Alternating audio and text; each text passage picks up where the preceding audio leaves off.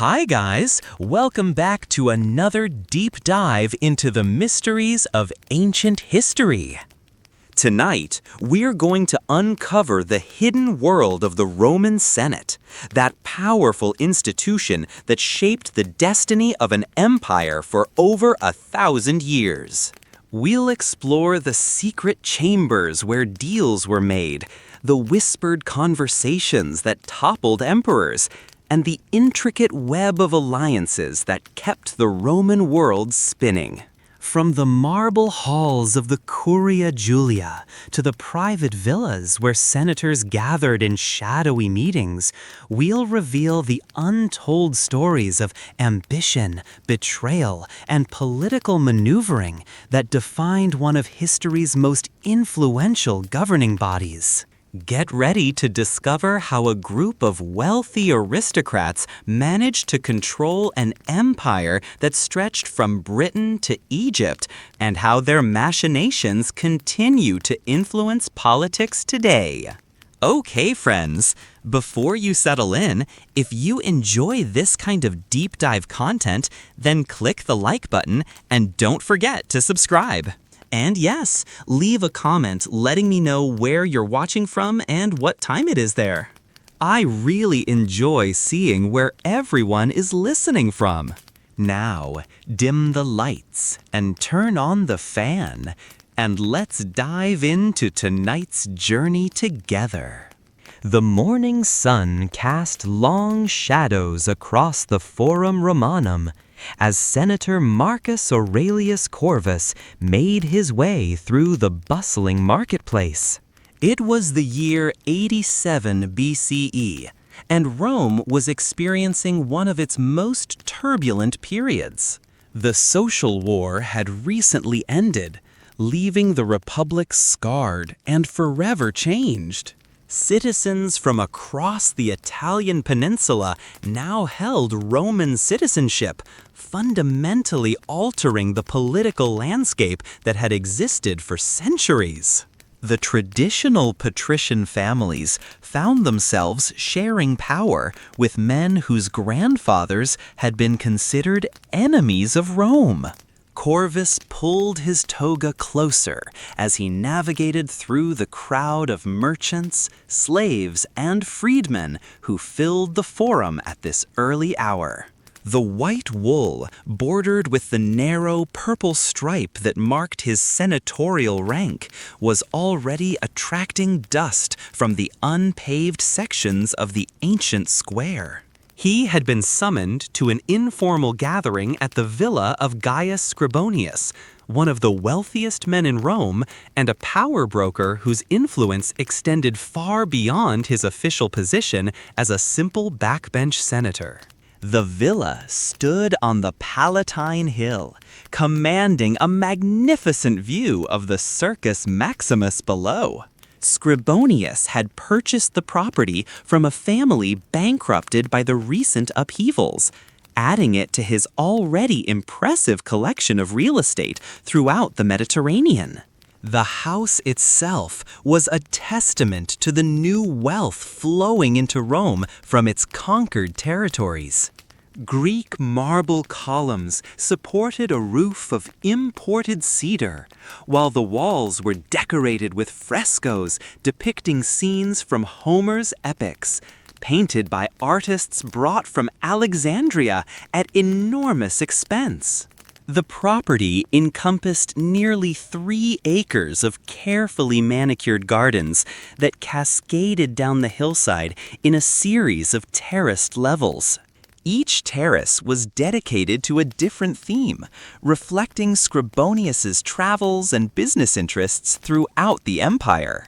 The highest level featured plants from the mountains of Asia Minor, including rare medicinal herbs that his physicians used to prepare tonics and remedies. The second terrace was devoted to fruits and vegetables from the fertile valleys of Sicily and southern Italy, providing fresh produce for the villa's elaborate entertainments. The middle terraces showcased the exotic flora of Egypt and the eastern provinces.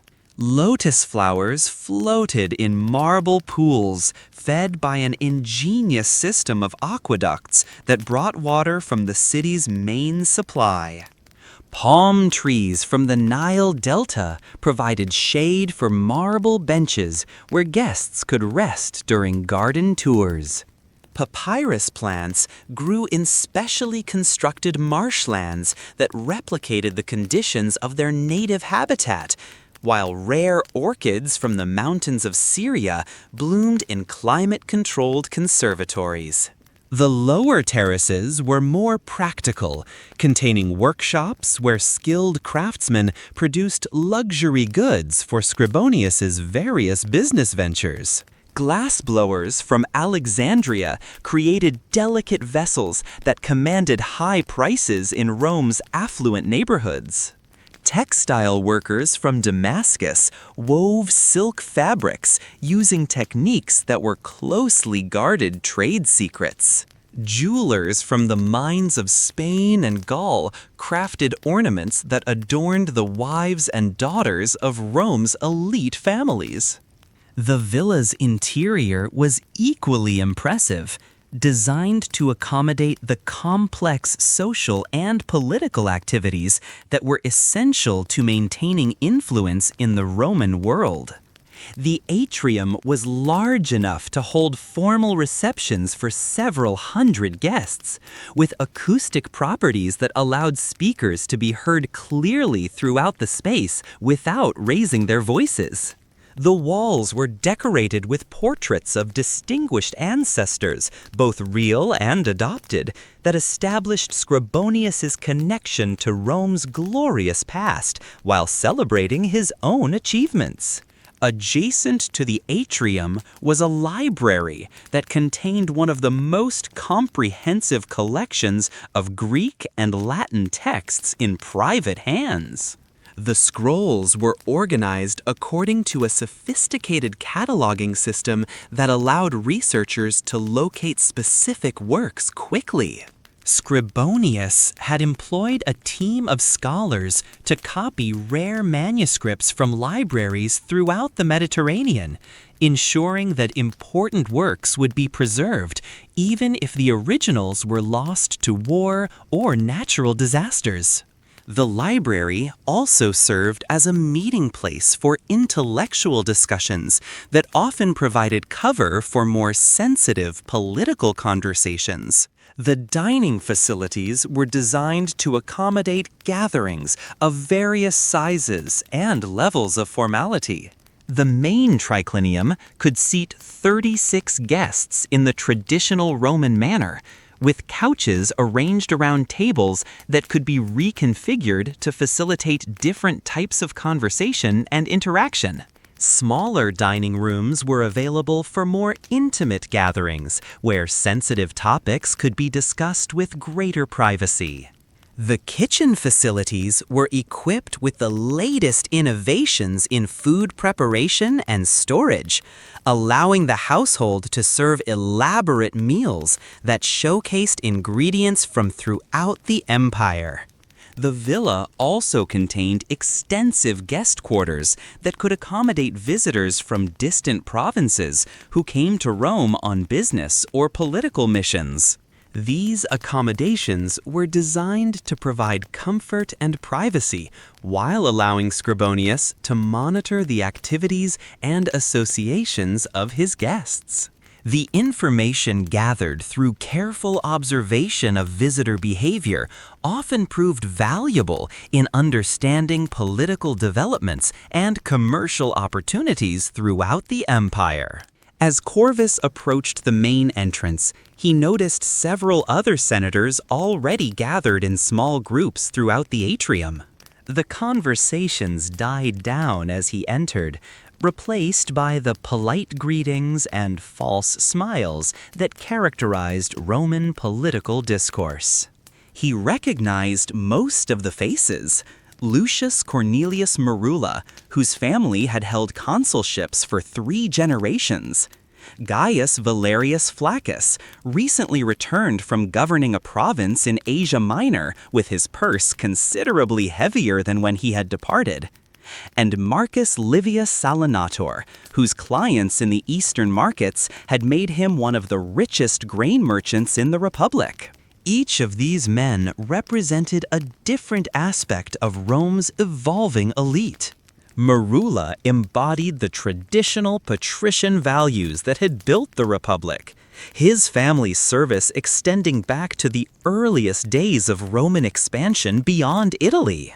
His wealth was old and diversified, rooted in land holdings throughout the peninsula and careful investments in commercial ventures that enhanced rather than defined his social position.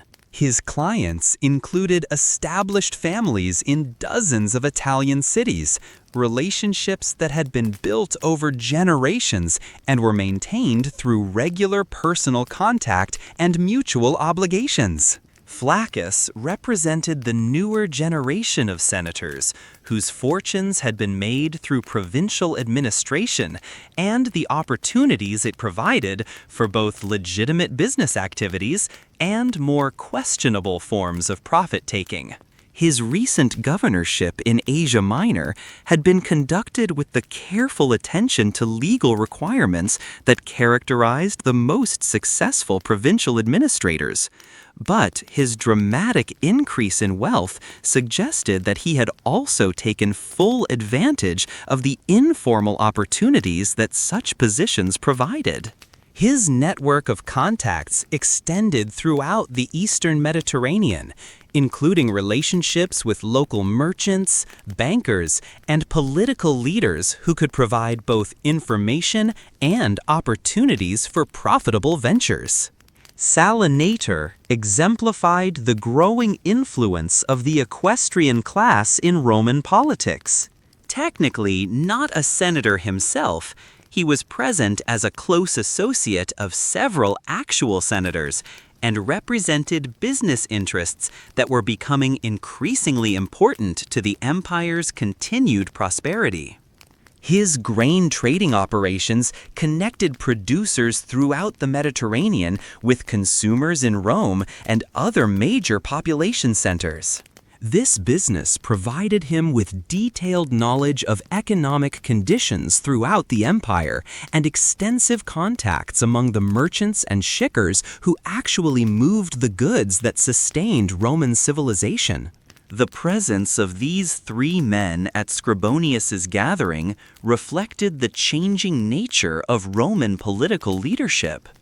Traditional patrician authority was being supplemented by provincial expertise and commercial knowledge in ways that would have been unthinkable a generation earlier. The successful management of an empire that now stretched from Britain to Egypt required skills and information that no single class or group possessed independently.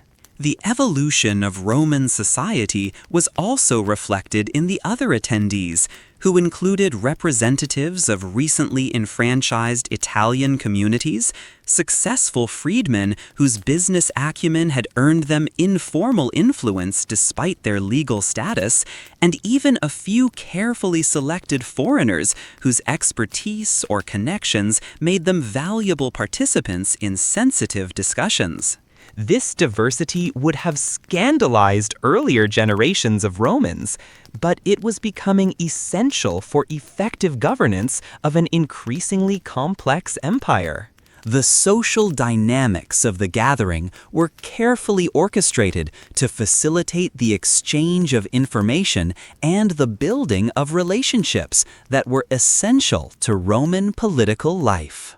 Conversations moved fluidly between personal topics, business matters, and political concerns, with participants sharing information and testing ideas in ways that would have been impossible in formal governmental settings.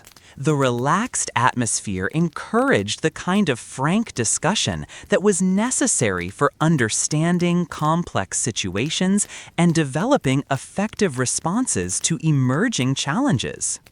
Scribonius himself emerged from the tablinum, his private office, wearing a smile that never quite reached his eyes.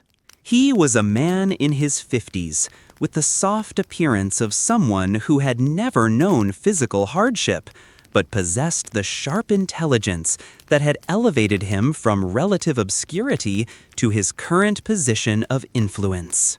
His greeting was warm but formal, the practiced manner of someone accustomed to managing complex political relationships.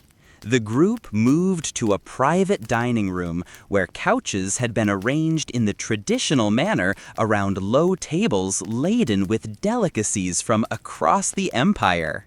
Oysters from Britain, wine from the hills of Campania, dates from Africa, and spices from the far reaches of Asia created an aromatic display that spoke of Rome's global reach.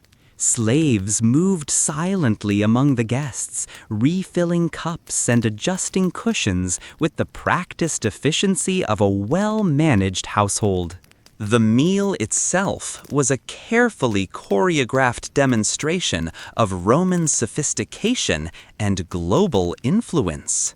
The first course featured delicacies that showcased the empire's maritime connections.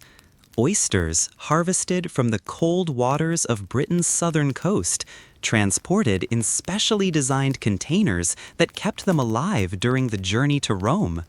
Sea urchins from the rocky shores of Sicily, prized for their delicate flavor and seasonal availability. And various species of fish from the Black Sea, preserved in salt and spices that enhanced their natural flavors while allowing them to survive the long journey to Roman markets. The wine selection reflected both traditional Roman preferences and the growing influence of international trade on elite consumption patterns. Falernian wine from the volcanic hills of Campania represented the gold standard of Roman viticulture, its reputation established over centuries of careful cultivation and refinement. Chian wine from the Greek islands demonstrated the continuing cultural influence of Hellenic civilization on Roman society, while newer varieties from the recently conquered territories of Gaul and Spain showed how Roman expansion was creating new opportunities for agricultural development and commercial exchange. The second course emphasized the empire's terrestrial connections, featuring ingredients that could only be obtained through extensive trade networks that spanned continents. Peacocks from the hills of Asia Minor had been raised in specially designed aviaries that replicated their natural habitat while allowing for careful monitoring of their diet and health. Wild boar from the forests of Germania had been hunted according to ancient techniques that ensured the meat would have the proper texture and flavor.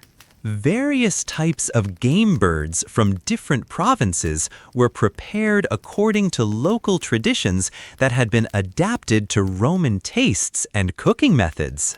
The spice selection told the story of Rome's expanding commercial reach into regions that previous generations of Romans had known only through travelers' tales and military reports. Black pepper from the mountains of southern India had traveled overland through Parthian territory and across the Syrian desert before reaching Roman markets. Cinnamon from the mysterious lands beyond Egypt commanded prices that made it more valuable than silver by weight. Cloves from islands so distant that their exact location remained unknown to most Romans were treasured for their ability to preserve food and enhance flavors in ways that transformed ordinary ingredients into luxurious delicacies. The presentation of the meal was designed to facilitate conversation and relationship building among the guests. Servants were trained to recognize when discussions required privacy and would withdraw discreetly to allow for confidential exchanges. The arrangement of couches and tables created natural groupings that could shift and reform as conversations evolved, allowing participants to move between different topics and associations throughout the evening. The timing of courses was calibrated to provide natural breaks in conversation that allowed for reflection and the introduction of new subjects. The entire dining experience served multiple purposes beyond mere sustenance and entertainment. It demonstrated the host's wealth and sophistication while showcasing the empire's global reach and cultural diversity. It created opportunities for informal diplomacy and intelligence gathering that complemented more formal political activities. Most importantly, it reinforced the social bonds and mutual obligations that held together the networks of relationships that increasingly governed the Roman Empire's complex affairs. The conversation began with the usual pleasantries about family, health, and business ventures, but gradually shifted toward the real purpose of the gathering. Scribonius raised his cup and called for attention. The room fell silent, except for the distant sounds of the city below and the gentle splash of water from the fountain in the adjacent garden. "My friends," Scribonius began, his voice carrying the authority of someone accustomed to being heard, "we gather today because our beloved republic faces challenges that require wisdom and careful consideration. The recent expansion of citizenship has created new opportunities, but also new complications. The traditional balance that has served Rome so well for centuries is shifting, and we must ensure that change serves the interests of stability and prosperity." He paused, allowing his words to settle among his listeners. Each man in the room represented thousands of clients, extensive business interests, and complex webs of obligation and mutual benefit that extended throughout Roman society. Their decisions, made in gatherings like this one, would ripple outward through the Republic's vast territories. Marula leaned forward slightly, his weathered face thoughtful. His family had been instrumental in the conquest of Greece, and their wealth derived largely from the slave markets that had flourished in the aftermath of those campaigns. The new citizens present both an opportunity and a challenge, he said carefully. Their votes can be influenced, but they must be approached correctly. They lack the traditional ties that have bound our clients to us for generations. Flaccus nodded in agreement. During his governorship in Asia, he had witnessed firsthand how quickly political situations could change when local populations felt their interests were threatened. The key is to ensure that their prosperity is tied to our continued leadership, he observed. A man who profits under the current system is unlikely to support radical changes.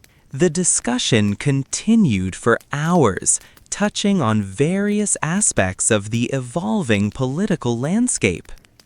They talked about the growing influence of the military commanders who had led recent campaigns, men whose loyalty was often more to their soldiers than to traditional senatorial authority. They discussed the challenges of governing an empire that now included dozens of different peoples, each with their own customs and local leaders who demanded recognition and respect. The conversation inevitably turned to the complex web of relationships that connected Rome's various provinces and client kingdoms. Each region presented unique challenges that required specialized knowledge and carefully cultivated local connections. Egypt remained theoretically independent under its Ptolemaic rulers, but Roman merchants and moneylenders exercised increasing influence over the kingdom's economy and political decisions. The grain that fed Rome's growing population came primarily from Egyptian fields, creating a dependency that made the kingdom's stability a vital Roman interest.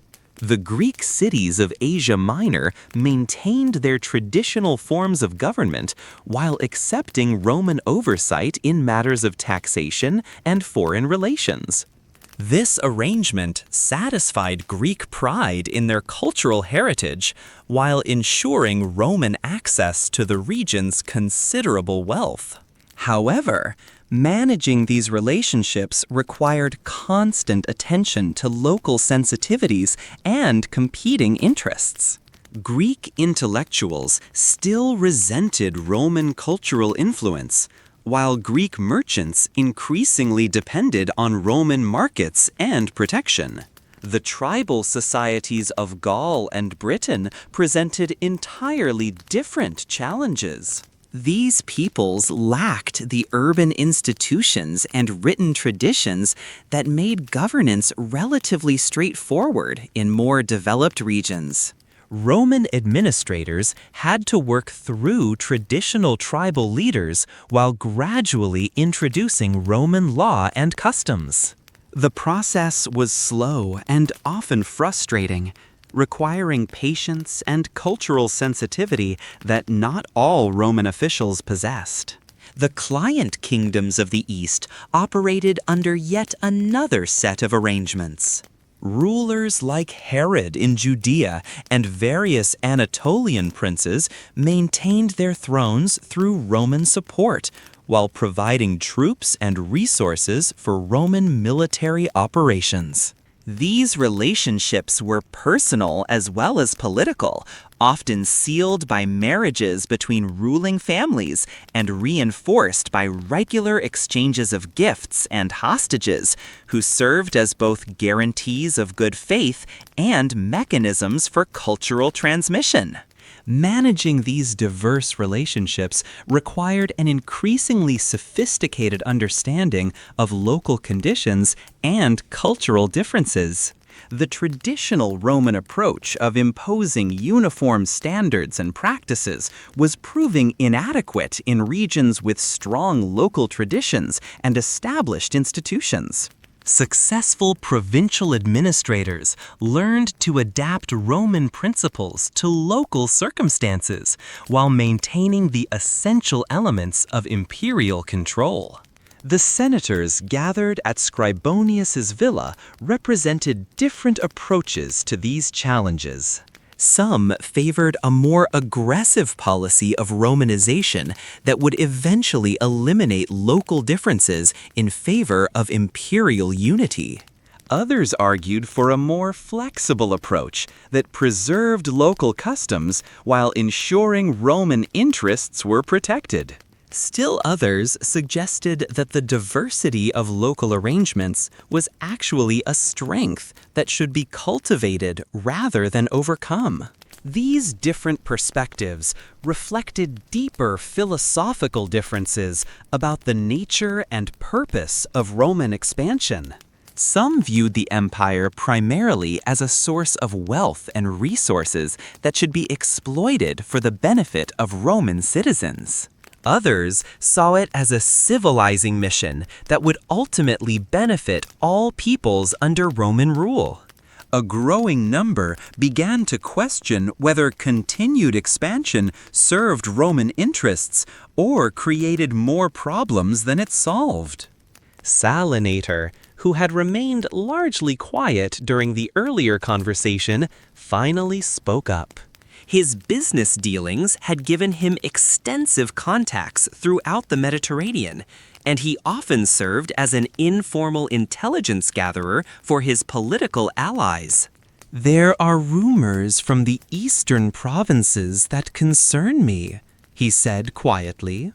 King Mithridates of Pontus has been reaching out to various cities, suggesting that Roman rule might not be permanent.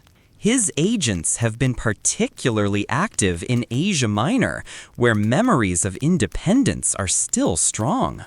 The merchant's information network was remarkably sophisticated, reflecting the commercial connections that bound the Mediterranean world together. His grain trading operations required detailed knowledge of weather patterns, harvest conditions, and political stability throughout the empire's agricultural regions. His agents in various ports reported not only on crop yields and market prices, but also on political developments that might affect trade routes and commercial relationships. The intelligence gathering system that Salinator had developed for commercial purposes had proven equally valuable for political analysis. Merchants often had access to information that was unavailable to official diplomatic sources, since commercial relationships crossed political boundaries and operated according to different principles than formal government interactions.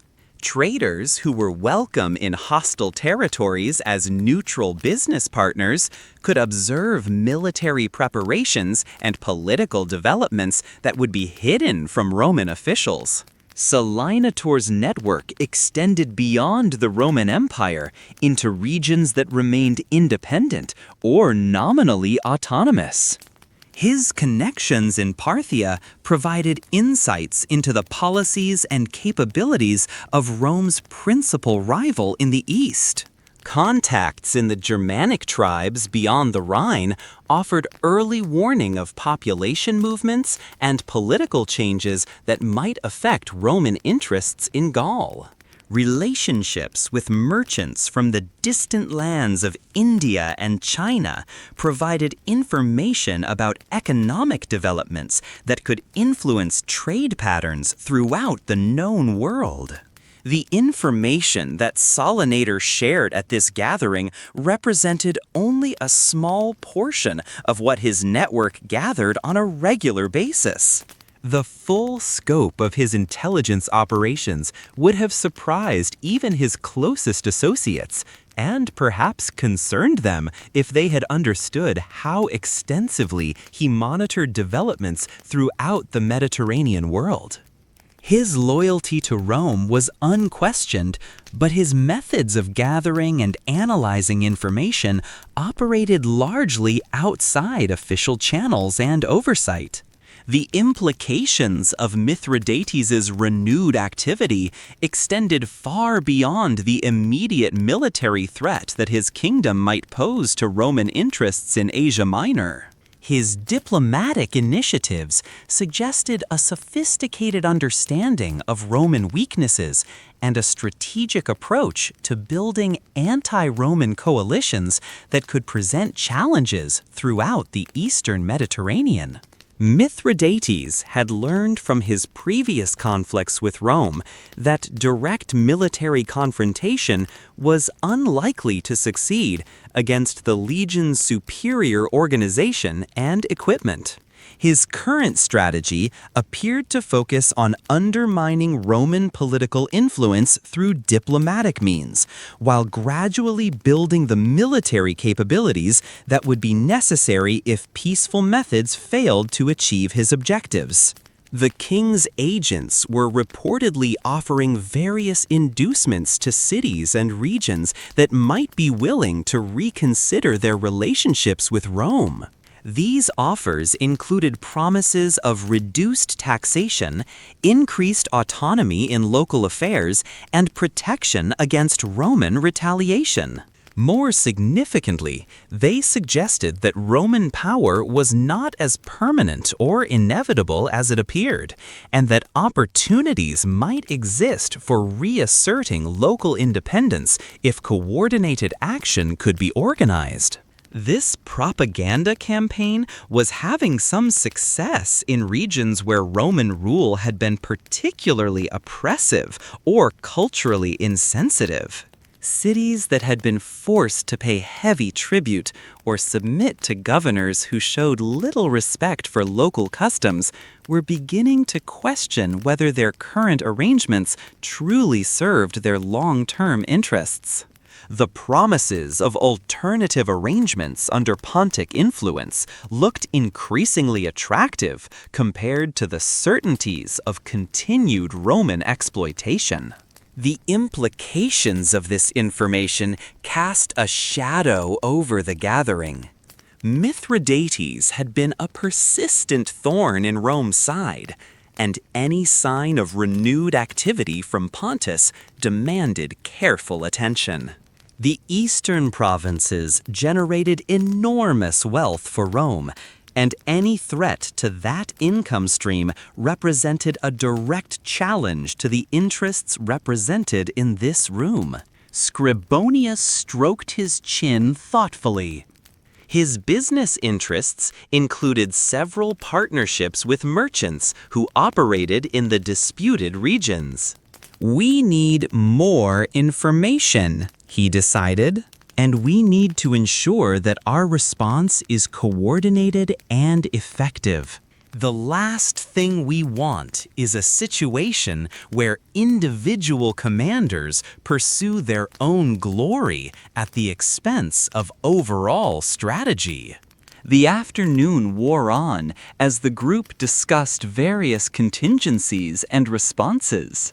They talked about which young men might be groomed for important positions, which provinces offered the best opportunities for reliable allies, and how best to maintain the delicate balance between satisfying the new citizens while preserving the advantages that their families had enjoyed for generations.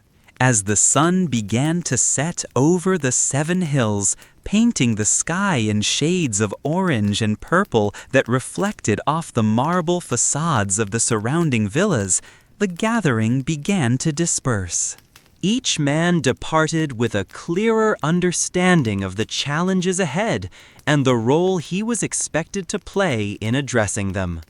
The conversations would continue in other venues over the coming days, as the informal network of relationships and obligations that truly governed Rome adjusted to new realities. Corvus made his way back through the forum as evening descended on the city. The marketplace was transforming as the day merchants packed up their goods and the evening entertainments began to emerge. Taverns that had been quiet during the business hours now filled with the sounds of conversation and laughter. Street performers appeared at corners where crowds naturally gathered, their stories and songs providing commentary on the day's events that was often more insightful than the official pronouncements posted on the rostra. The senator's own domus was located in the Subura, a middle-class neighborhood that lacked the prestige of the Palatine, but offered a more authentic connection to the daily life of ordinary Romans. His house was comfortable without being ostentatious, reflecting both his senatorial dignity and his understanding that excessive display could create resentment among the voters whose support he needed to maintain his position. The Subura was one of Rome's most densely populated districts, home to a diverse mix of citizens, freedmen, and slaves who represented the economic and social complexity of the expanding empire.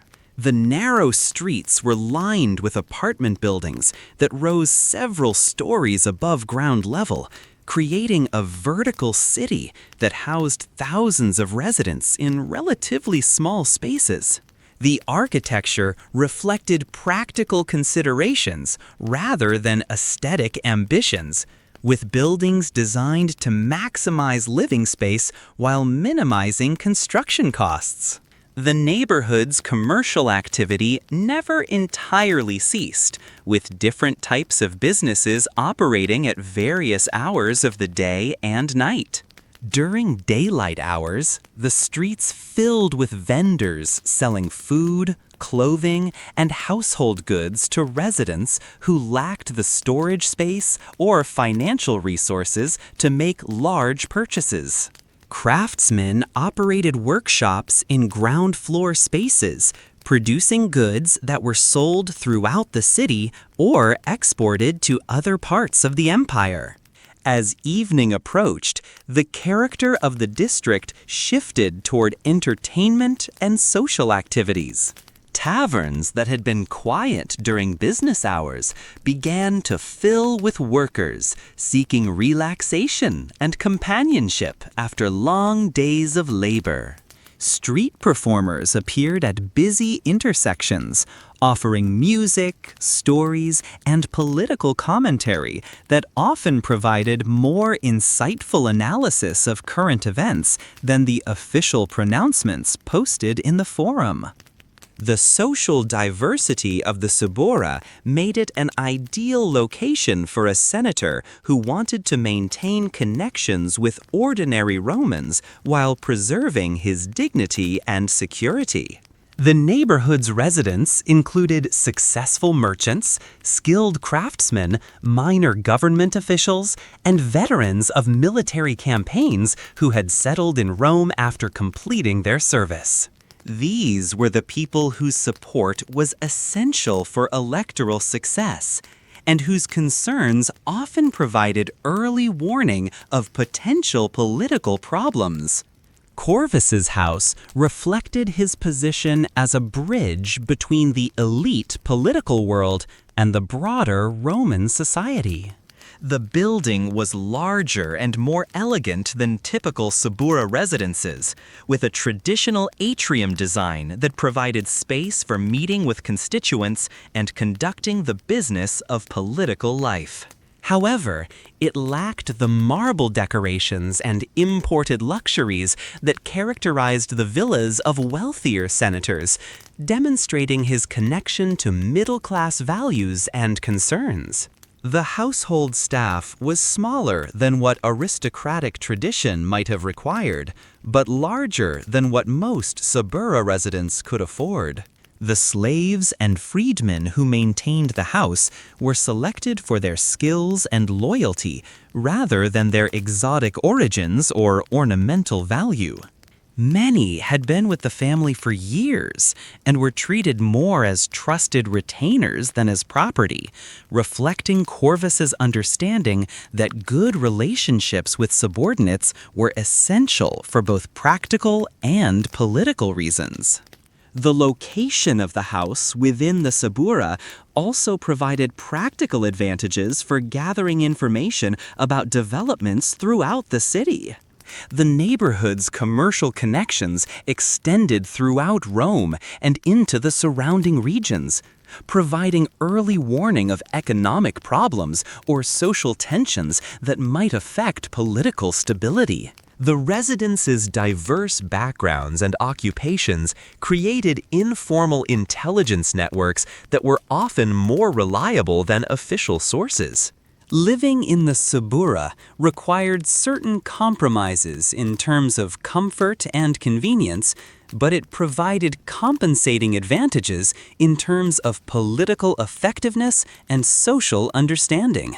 Corvus's daily interactions with ordinary Romans gave him insights into their concerns and aspirations that were unavailable to senators who isolated themselves in exclusive elite enclaves.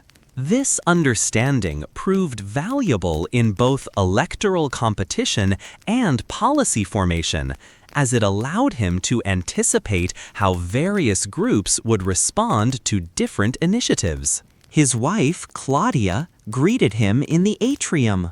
She was the daughter of a successful merchant family, and their marriage had been arranged to strengthen political and business alliances.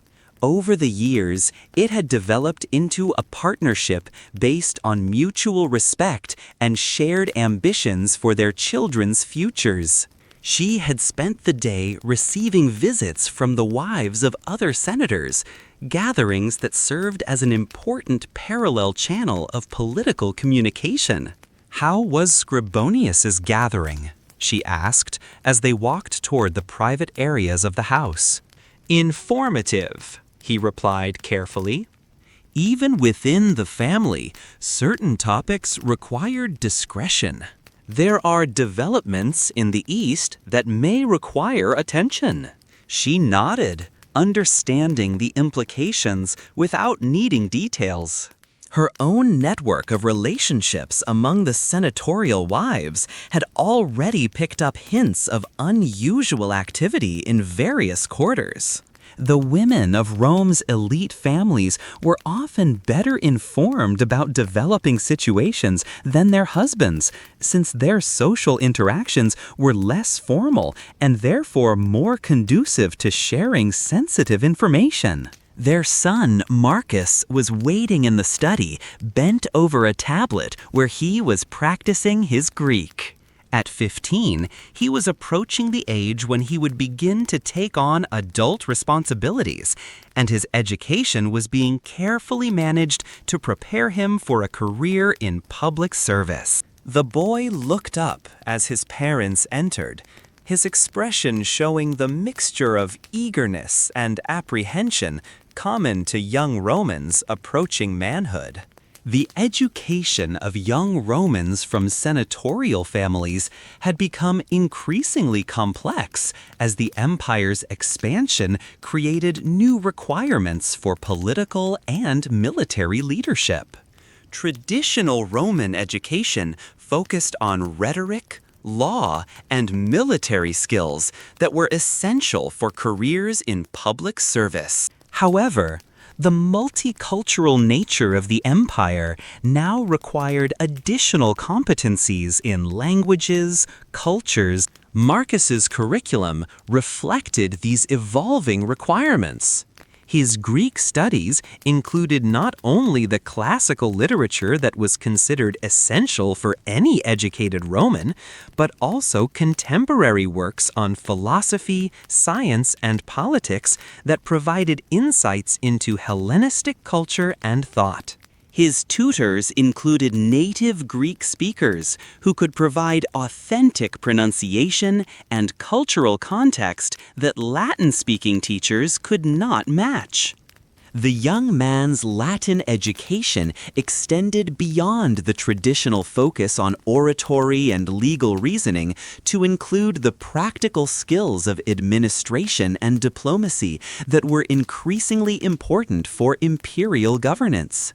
He studied the writings of successful provincial governors and military commanders, analyzing their approaches to managing diverse populations and complex logistical challenges.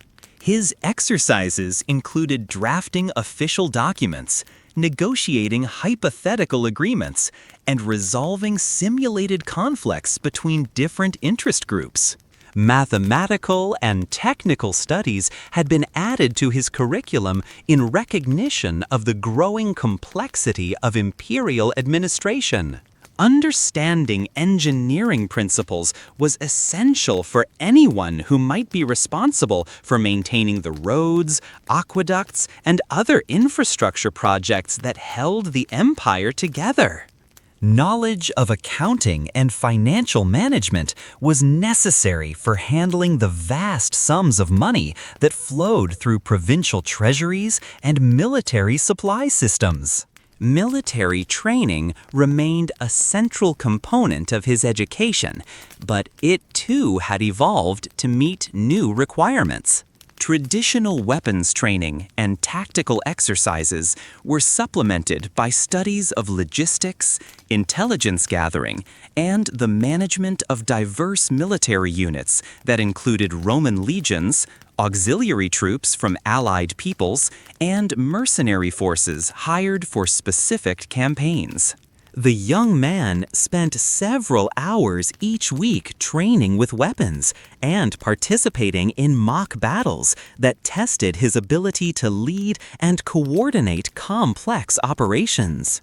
Cultural studies had become essential preparation for young Romans who would need to work effectively with peoples throughout the Mediterranean world.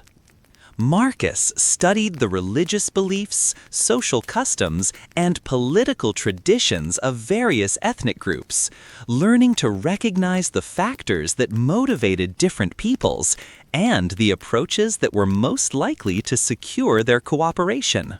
This education included practical exercises in cross-cultural communication and negotiation that tested his ability to build relationships with people from very different backgrounds. The breadth and complexity of his education reflected the challenges that his generation would face in governing an empire that was more diverse and sophisticated than anything previous generations of Romans had encountered.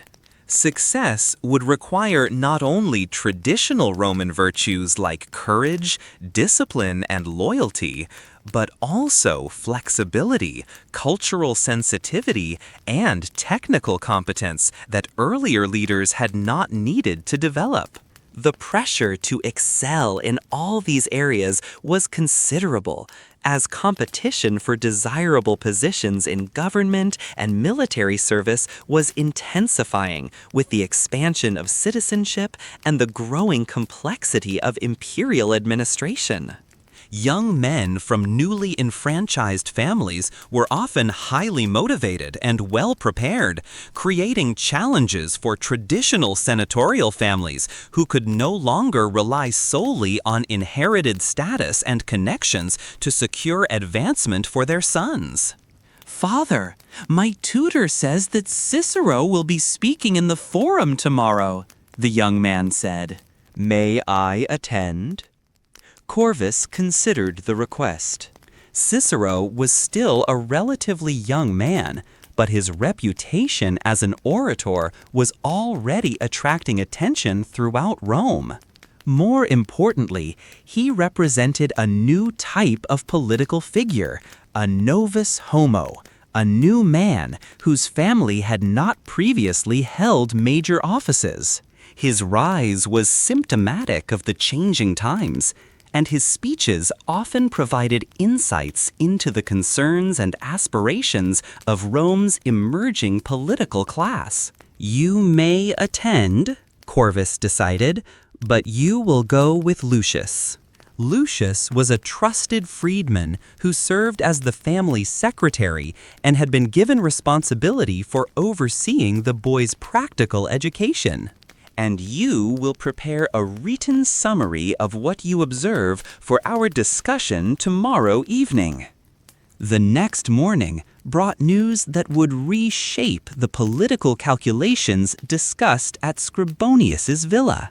A messenger arrived before dawn with reports from the eastern provinces that confirmed and expanded upon Salinator's earlier warnings. Mithridates had not merely been sending agents to stir up discontent. He had begun actively recruiting allies for what appeared to be preparation for another confrontation with Rome. The information came through unofficial channels, from merchants and ship captains whose business took them throughout the eastern Mediterranean. Their reports painted a picture of a coordinated campaign to undermine Roman authority in Asia Minor.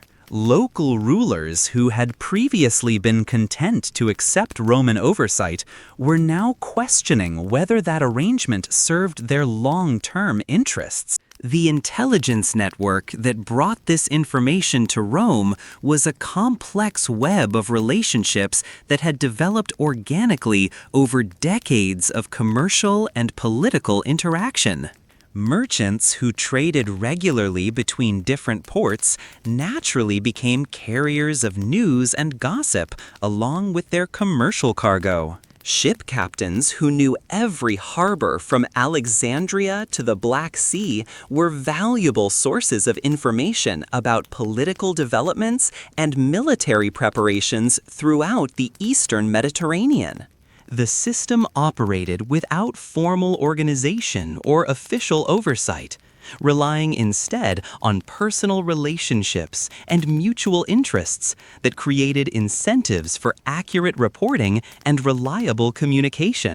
A merchant who provided false information might find himself excluded from profitable business opportunities, while one who consistently delivered valuable intelligence could expect preferential treatment in various commercial dealings. The speed and accuracy of this informal intelligence network often exceeded what official diplomatic channels could provide. Commercial vessels traveled more frequently and followed more diverse routes than official messengers, allowing them to gather information from a wider range of sources. Merchants who were welcome in potentially hostile territories as neutral business partners could observe military preparations and political developments that would be hidden from Roman officials. The reports that reached Rome through these channels painted a detailed picture of Mithridates' activities and capabilities. The Pontic king had spent the years since his previous conflict with Rome rebuilding his military forces and developing new strategies for challenging Roman dominance in the East. His army now included not only traditional Pontic troops, but also mercenary units from various regions and military advisors who had studied Roman tactical methods and developed countermeasures. More concerning was evidence of sophisticated diplomatic initiatives designed to create anti-Roman coalitions throughout the Eastern Mediterranean.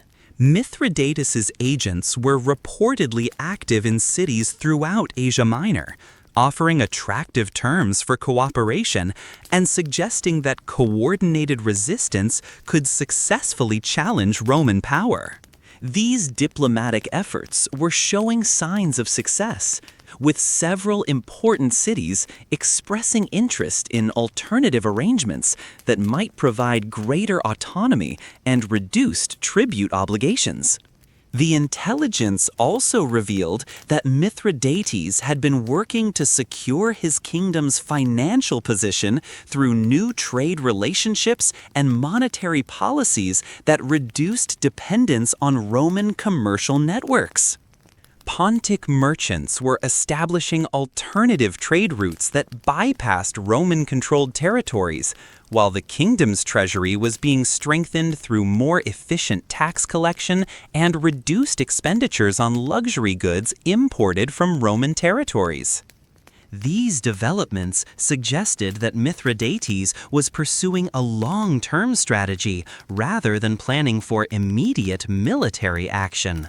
His approach appeared designed to gradually weaken Roman influence in the East while building the political and economic foundations necessary to sustain prolonged resistance if peaceful methods failed to achieve his objectives.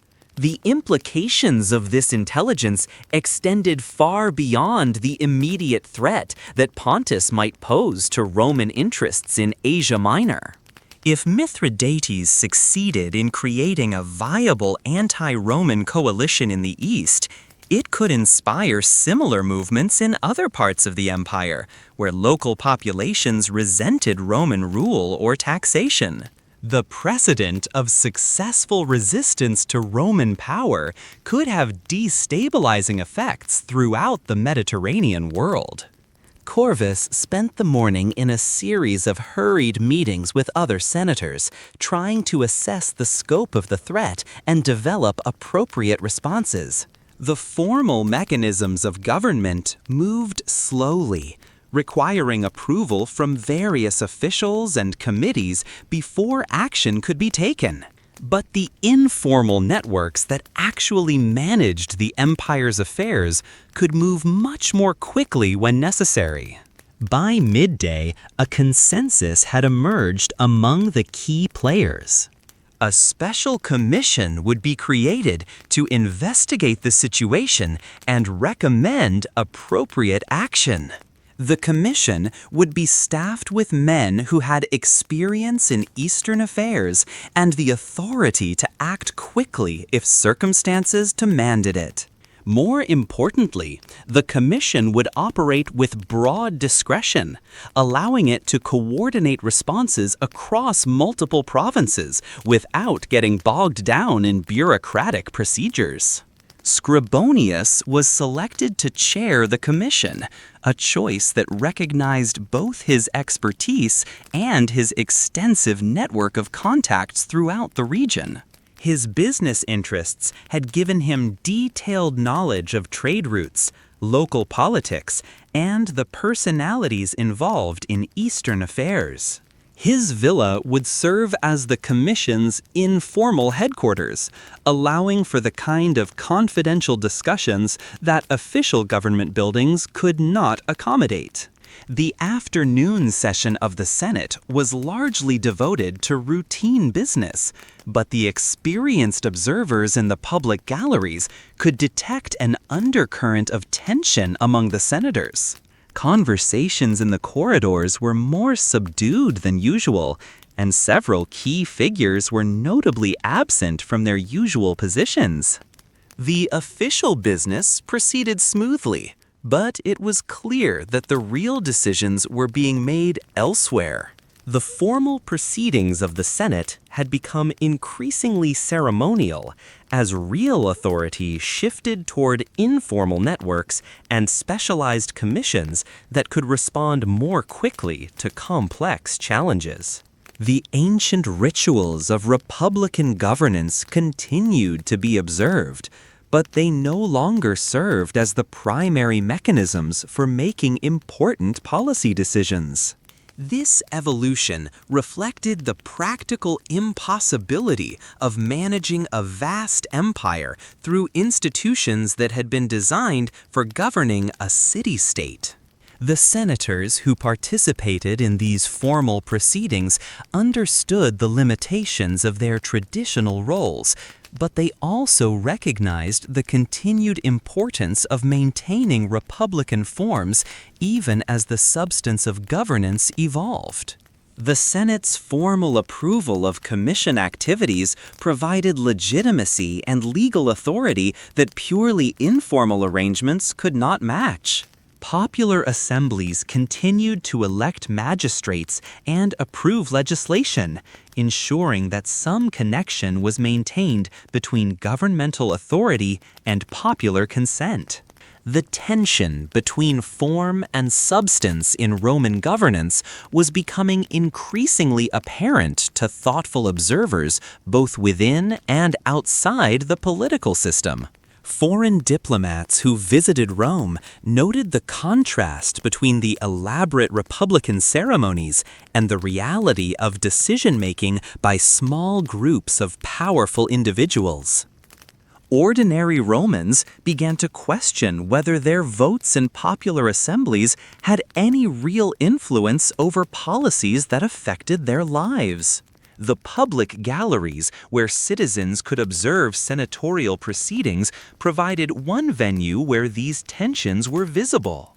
The audiences that gathered to watch formal debates often included individuals who were well informed about the informal processes where real decisions were made. Their reactions to official pronouncements reflected their understanding that the speeches they were hearing might have little relationship to actual policy development. The corridors and antechambers of the Senate House served as informal meeting places where the real business of coordination and negotiation took place. These spaces were carefully designed to facilitate private conversations while maintaining the appearance of openness and accessibility that Republican traditions required. The architecture itself reflected the tension between transparency and efficiency that characterized evolving Roman governance. The experienced political observers who frequented these spaces developed sophisticated abilities to read the subtle signals and interactions that revealed the true state of political relationships and policy development. A conversation that seemed casual to uninformed observers might actually represent crucial negotiations between powerful interests. A senator's absence from his usual position might indicate involvement in confidential discussions that would determine the empire's response to emerging challenges. The role of these informal observers in Roman political life was becoming increasingly important as the gap widened between official proceedings and actual decision-making. Their ability to interpret and explain political developments to broader audiences helped maintain some connection between elite governance and popular understanding. However, their access to information was limited, and their interpretations were necessarily incomplete, creating opportunities for misunderstanding and manipulation. The evolution of senatorial proceedings also reflected changes in the composition and character of Rome's governing elite. Traditional patrician families continued to participate in formal ceremonies, but their influence was increasingly dependent on their ability to adapt to new realities rather than their inherited status. Newer senators from recently enfranchised communities often brought different perspectives and expectations that challenged established practices and assumptions. The integration of these diverse elements within traditional institutional frameworks required constant negotiation and adaptation.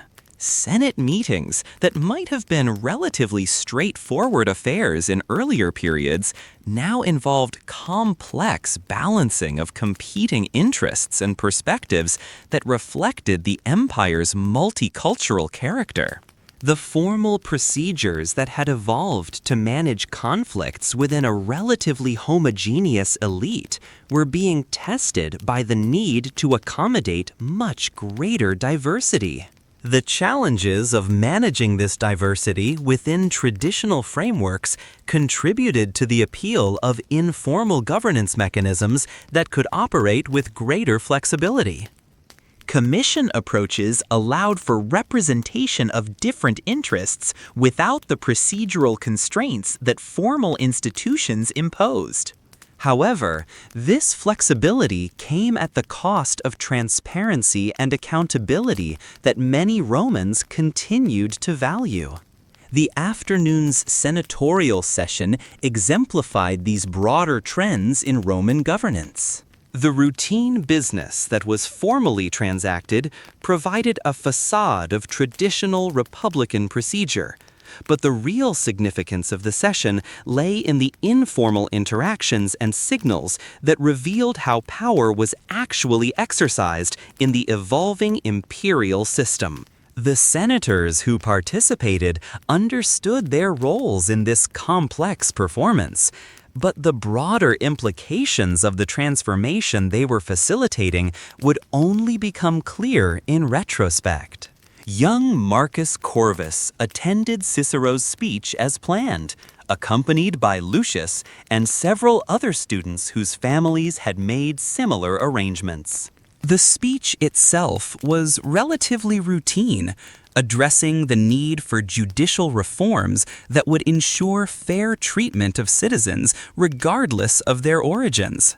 But the young man was more interested in observing the audience and the dynamics of public speaking than in the specific content of the presentation. The Forum Romanum at midday was a spectacle that never failed to impress visitors from throughout the empire. The ancient square, which had begun as a simple marketplace between Rome's original 7 hills, had evolved into the ceremonial and commercial heart of the Mediterranean world. Marble temples dedicated to the gods who had supposedly guided Rome's expansion gleamed in the afternoon sun, while bronze statues of victorious generals and distinguished statesmen provided inspiration for ambitious young Romans and warnings to potential enemies. The crowd that gathered to hear Cicero speak represented the incredible diversity that characterized imperial Rome. Toga-clad senators mingled with rough-dressed soldiers on leave from frontier campaigns. Wealthy merchants from distant provinces stood alongside local shopkeepers and craftsmen. Foreign diplomats and traders studied the proceedings with the careful attention of professionals trying to understand the political currents that might affect their own interests and activities. The physical arrangement of the speaking platform and audience reflected both Roman democratic traditions and the practical realities of crowd management in a city of nearly 1 million inhabitants. The rostra, decorated with the bronze rams of captured enemy ships, provided an elevated position that allowed speakers to be seen and heard by large crowds, while symbolically connecting them to Rome's military victories and imperial expansion. The acoustic properties of the forum had been carefully designed to amplify human voices without the aid of mechanical devices. The positioning of temples and other buildings created natural sound reflectors that carried speakers' words to the furthest edges of the crowd. The marble surfaces that dominated the square's architecture provided hard surfaces that enhanced sound transmission, while the open sky prevented the echo effects that might have occurred in enclosed spaces. Marcus studied Cicero's technique with the focused attention of a student who understood that oratory would be essential for his own future political career. He noted how the speaker varied his volume and pace to maintain audience interest, how he used gestures to emphasize important points, and how he responded to interruptions and questions from different sections of the crowd. These were skills that could not be learned from books, but required careful observation of master practitioners in actual performance settings. The content of Cicero's speech, while not particularly innovative, demonstrated the careful balancing of competing interests that characterized successful Roman political discourse. The proposed judicial reforms addressed legitimate concerns about fairness and consistency in legal proceedings, while avoiding direct challenges to established privileges and interests that might create powerful opposition. The language was specific enough to satisfy those who wanted concrete changes, but flexible enough to allow for various interpretations during the implementation process. The audience's reaction to different parts of the speech revealed the complex political dynamics that any successful Roman politician had to navigate. Older senators nodded approvingly at references to traditional Roman virtues and legal principles, while newer citizens responded more enthusiastically to promises of equal treatment and expanded opportunities. Veterans in the crowd showed particular interest in proposals that might affect their legal rights and economic prospects after military service. Marcus observed how Cicero adjusted his delivery and emphasis based on these audience reactions, subtly shifting his approach to maintain broad appeal while making his substantive points. This flexibility and responsiveness were essential skills for anyone who hoped to build and maintain the diverse coalitions that were necessary for political success in the evolving Roman system. The questions and comments that came from the audience during and after the formal speech provided additional insights into the concerns and priorities of different groups within Roman society. Some questioners focused on technical legal details that would affect specific types of cases or procedures. Others raised broader philosophical issues about the relationship between law and justice in a multicultural empire. Still others expressed practical concerns about how proposed changes might affect their own interests or communities. Cicero's responses to these questions demonstrated his mastery of the political arts that had made him one of Rome's most respected orators, despite his status as a novus homo without distinguished family connections. He provided detailed technical information to satisfy legal experts while offering philosophical reflections that appealed to intellectual audiences. He acknowledged practical concerns while maintaining his commitment to the principles underlying his proposals. The entire event served as an education in Roman political life that was more valuable than formal classroom instruction could provide. Marcus learned to recognize the different constituencies that made up the Roman political system, understand the techniques that successful politicians used to build and maintain support, and appreciate the complex balancing of interests and principles that effective governance required. The walk back to the Suburra after the speech provided an opportunity for Marcus to discuss his observations with Lucius, whose long experience in Roman political life gave him valuable perspectives on what they had witnessed. The freedman had attended hundreds of such speeches over the years and could place the day's events in the broader context of Roman political development and the specific challenges facing the current generation of leaders. What did you think of Cicero's handling of the question about citizenship rights? Lucius asked as they made their way through the crowded streets. Marcus considered the question carefully before responding. He managed to satisfy the new citizens without completely alienating the traditional families. But I think some of his statements could cause problems later if people remember them differently than he intended. Lucius smiled at the young man's perceptiveness. That's exactly the kind of political challenge that your generation will need to master. The empire is becoming too diverse for simple answers, but people still want clarity and certainty from their leaders. The conversation continued as they walked through neighborhoods that showcased the social and economic diversity of imperial Rome. Street vendors from throughout the Mediterranean offered foods and goods that reflected the empire's global reach. Apartment buildings housed families whose origins ranged from the oldest Roman bloodlines to recently freed slaves whose children were now Roman citizens. The linguistic diversity was remarkable, with Latin serving as a common tongue that allowed communication among people whose native languages included Greek, Celtic dialects, Germanic tongues, and dozens of other regional languages. This diversity created both opportunities and challenges for young Romans preparing for political careers.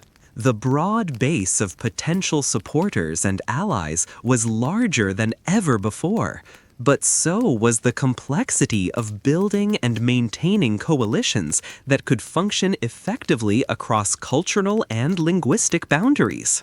Success would require not only traditional Roman political skills, but also cultural sensitivity and adaptability that previous generations had not needed to develop.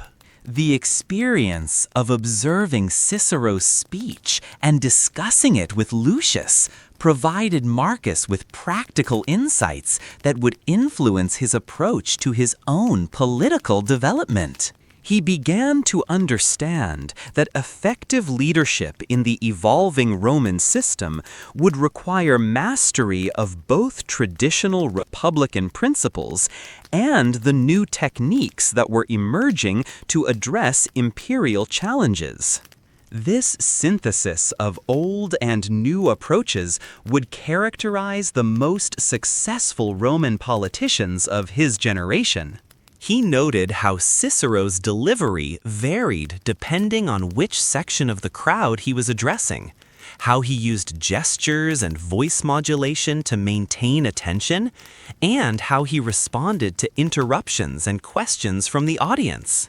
These were skills that would be essential for any young Roman planning a career in politics, and the opportunity to observe a master practitioner was invaluable. The crowd itself was diverse, including senators, equites, ordinary citizens, and even some foreigners who were in Rome on business or as part of diplomatic missions. Marcus was struck by how different groups responded differently to the same arguments, and how a skilled speaker could adjust his approach to maintain broad appeal while still making substantive points. That evening, as promised, Marcus presented his observations to his father. His summary was detailed and thoughtful, showing that he had not merely listened to the speech, but had analyzed the entire event as a lesson in practical politics. His father was pleased with the report, both for its content and for what it revealed about his son's developing political instincts. What did you think of the audience's reaction to Cicero's comments about citizenship? Corvus asked. The young man considered the question carefully. The older senators seemed skeptical, but the newer citizens were obviously pleased. I think Cicero was trying to build support among the new voters while not completely alienating the traditional families. And do you think he succeeded? Partially, but I think some of his comments may have been too direct. Politics requires more subtlety than oratory sometimes allows. Corvus smiled at his son's perceptiveness. The boy was learning to see beyond the surface of political events to understand the deeper currents that actually determined outcome. This ability to read situations and relationships would serve him well in the years. The commission began its work immediately, operating from Scribonius's villa and several other private locations around the members met in small groups, each focusing on different aspects of the developing crisis. Intelligence was gathered, analyzed, and shared through informal networks that bypassed the official government bureaucracy entirely. Within a week, a clearer picture had emerged. Mithridates was indeed preparing for renewed conflict with Rome, but his strategy was more sophisticated than his previous attempts. Rather than relying primarily on military force, he was building a coalition of local rulers and cities who shared his goal of reducing Roman influence in their region. His agents were offering attractive terms for cooperation, including promises of increased autonomy and reduced tribute obligations. The commission's response was equally sophisticated. Rather than simply preparing for military action, they developed a comprehensive strategy that addressed the political, economic, and diplomatic aspects. Key allies in the region were approached with counteroffers that matched or exceeded what Mithridates was providing. Trade relationships were restructured to provide more favorable terms for cooperative cities. Local leaders were invited to visit Rome to discuss their concerns directly with senatorial representatives. At the same time, military preparations proceeded quietly, but units that had been stationed in relatively peaceful provinces were gradually repositioned to locations where they could respond quickly to developing threats. Supply lines were secured, and agreements were negotiated with allied communities to provide bases and support for Roman forces if military action became necessary. The entire operation was managed through the informal networks that connected. Messages were carried by trusted servants, business transactions provided cover for intelligence gathering, and the official government machinery. This parallel system of governance had evolved over centuries as Rome's territory and responsibilities had grown beyond what the traditional republican institution. The Senate still met regularly and passed formal resolutions. But the actual work of governing an empire was increasingly handled through informal arrangements between powerful families and their networks of clients and allies. The effectiveness of this system depended on the maintenance of complex relationships based on mutual benefit and shared interests. A senator's influence derived not just from his official position, but from his ability to deliver results for his allies and clients.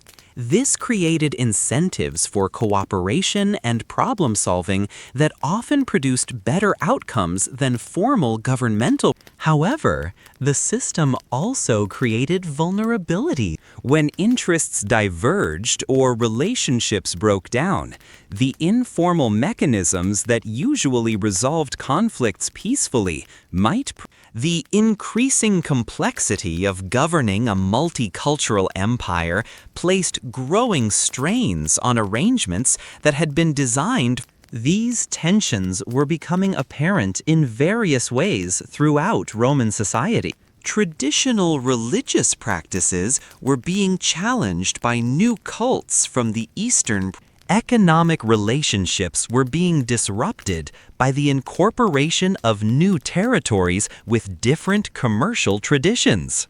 Military service, once seen as a civic duty performed by citizen soldiers, was increasingly dominated by professional arms. The Commission's work provided a case study in both the strengths and limitations of Rome's evolving governance system. The informal networks allowed for rapid response to the developing crisis, with decisions made and implemented much more quickly than formal governmental procedures would have permitted. The broad expertise available through these networks produced strategies that were more sophisticated and effective than bureaucratic analysis might have generated. At the same time, the exclusive nature of the decision-making process meant that many stakeholders had no voice in determining policies that would affect them directly. The new citizens, in particular, found themselves subject to decisions made by groups to which they had no access. This created resentment and suspicion that could undermine the legitimacy of the entire system if not carefully. As autumn arrived in Rome, the Commission's efforts began to show results. Several cities that had been considering Mithridates' offers decided to maintain their relationships with Rome instead. Intelligence networks provided increasingly detailed information about the king's plans and capabilities. Military preparations proceeded smoothly, with units positioned to respond to various contingencies, without creating the appearance of aggressive preparations that might provoke premature action. The success of these efforts reinforced the confidence of Rome's elite in their ability to manage complex challenges through informal cooperation. But it also highlighted their growing independence from the formal institutions of the Republic. The Senate's role was increasingly ceremonial, while real power rested with small groups of wealthy and well-connected individuals who operated largely outside public scrutiny. This evolution was not lost on thoughtful observers throughout Roman society. Some welcomed it as a necessary adaptation to the realities of governing a vast empire. Others worried that it represented a dangerous drift away from the republican values and institutions that had made Rome's expansion possible in the first place. The debate over these issues would continue to shape Roman politics for generations to come. Winter in Rome brought a temporary lull in the crisis, as travel and communication became more difficult throughout the eastern Mediterranean. The Commission used this pause to consolidate its gains and prepare for the resumption of more active operations in the spring. Members traveled to various provinces to meet personally with key allies and assess local conditions. Scribonius himself spent several weeks in Asia Minor, ostensibly on business, but actually conducting sensitive negotiations with local leaders. These trips served multiple purposes beyond their immediate objectives. They demonstrated Rome's continued engagement with its eastern territories, providing reassurance to allies and warning potential opponents that Roman interests were being actively protected. They also allowed for detailed intelligence gathering that could not be accomplished through written reports or second-hand accounts. The information gathered during these missions painted a complex picture of the situation in the East. While Mithridates had succeeded in attracting some support, his coalition was less unified than it appeared from a distance. Many of his allies were motivated more by immediate grievances against specific Roman policies than by genuine commitment to his broader goals. This suggested that targeted concessions might be sufficient to detach some members of his coalition, potentially weakening his position significantly. At the same time, the intelligence revealed that Mithridates' own resources were more substantial than previously estimated. His kingdom had been quietly building up its military capabilities, and his treasury had been strengthened through new trade relationships with powers beyond Rome's immediate influence. Any confrontation with him would be more challenging than some had initially assumed. The Commission adjusted its strategies based on these new insights. The diplomatic component of their response was intensified, with more generous offers made to wavering allies and more comprehensive agreements negotiated with reliable partners. Economic incentives were restructured to provide immediate benefits to cooperative communities, rather than promises of future advantages that might not materialize. Military planning also became more sophisticated. Rather than relying on overwhelming force to crush opposition, the strategy emphasized mobility and rapid response to prevent Mithridates from consolidating his gains. Supply lines were diversified to reduce vulnerability to disruption, and contingency plans were developed for various scenarios that might develop. Spring brought renewed activity on all fronts. Mithridates began moving forces towards strategic positions that would allow him to threaten key Roman interests. His diplomatic agents intensified their efforts to recruit additional allies, offering increasingly attractive terms to communities that had previously remained neutral. Roman intelligence networks reported growing confidence in the king's camp that the time for decisive action was approaching. The Commission's response was measured but firm. Military units moved to counter Mithridates' positioning without creating the appearance of provocation. Diplomatic initiatives were launched to isolate the king from potential allies, emphasizing the benefits of continued cooperation with Rome versus the uncertain prospects of joining an untested coalition. Economic pressures were applied selectively, targeting communities whose support was crucial to Mithridates' plans. The effectiveness of these measures became apparent over the following months. Several cities that had been leaning towards supporting the king decided to maintain their Roman connections instead. Intelligence sources reported growing doubts within Mithridates' coalition about the wisdom of confronting Rome directly. Some of his military advisors began advocating for a more cautious approach that would allow for negotiated settlements rather than decisive military action. By midsummer, the crisis had evolved into a complex diplomatic dance, with both sides maneuvering for advantage while avoiding actions that would make peaceful resolution impossible. The Commission continued to coordinate Rome's responses, meeting regularly to assess developments and adjust strategies as circumstances changed. The informal nature of their authority allowed for flexible responses that might not have been possible through formal governmental channels. The resolution, when it came, was typically Roman in its combination of practical compromise and face-saving ceremony. Mithridates agreed to withdraw his forces from contested territories in exchange for Roman recognition of his authority within his traditional sphere of influence. Several disputed cities were granted increased autonomy under Roman oversight, rather than being assigned to either side exclusively. Trade relationships were renegotiated to provide benefits to all parties while maintaining Roman strategic interests.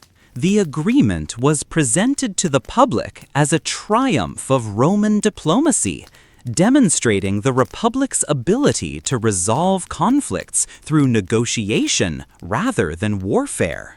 The Commission members were praised for their skillful handling of a potentially dangerous situation, and their success reinforced confidence in the informal networks that had managed the crisis.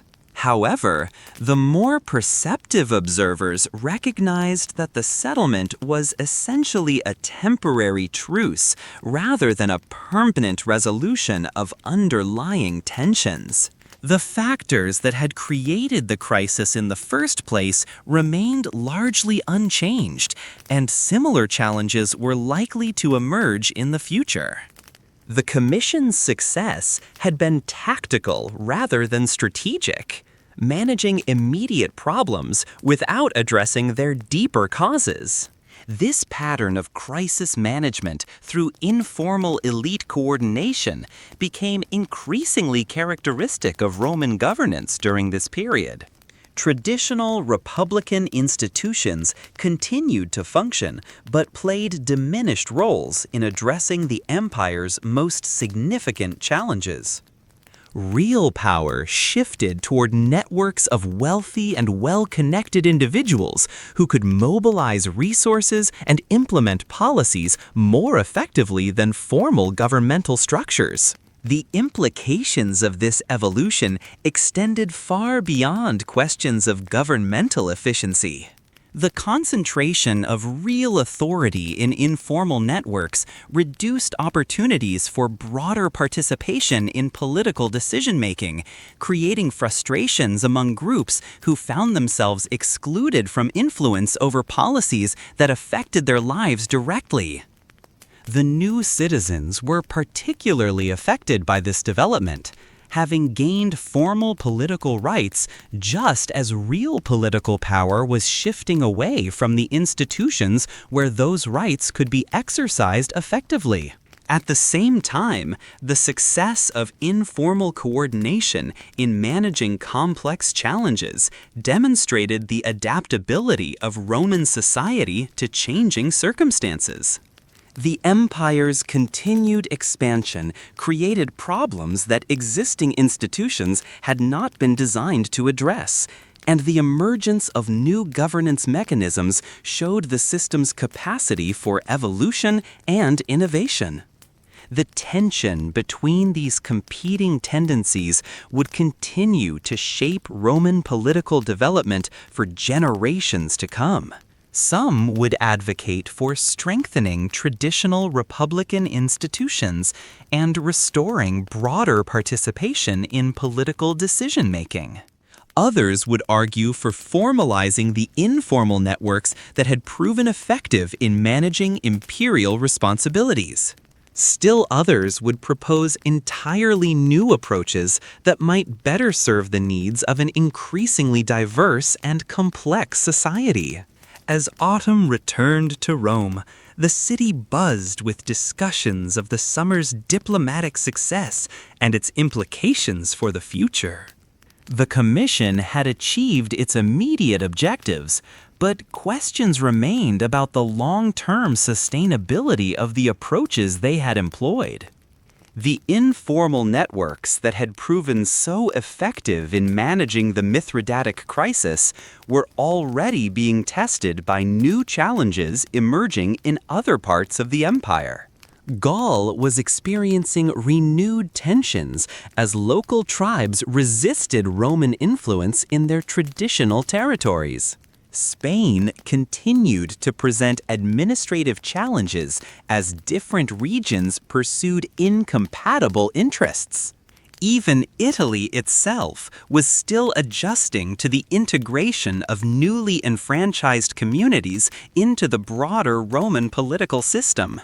Each of these situations required careful management to prevent minor problems from escalating into major crises.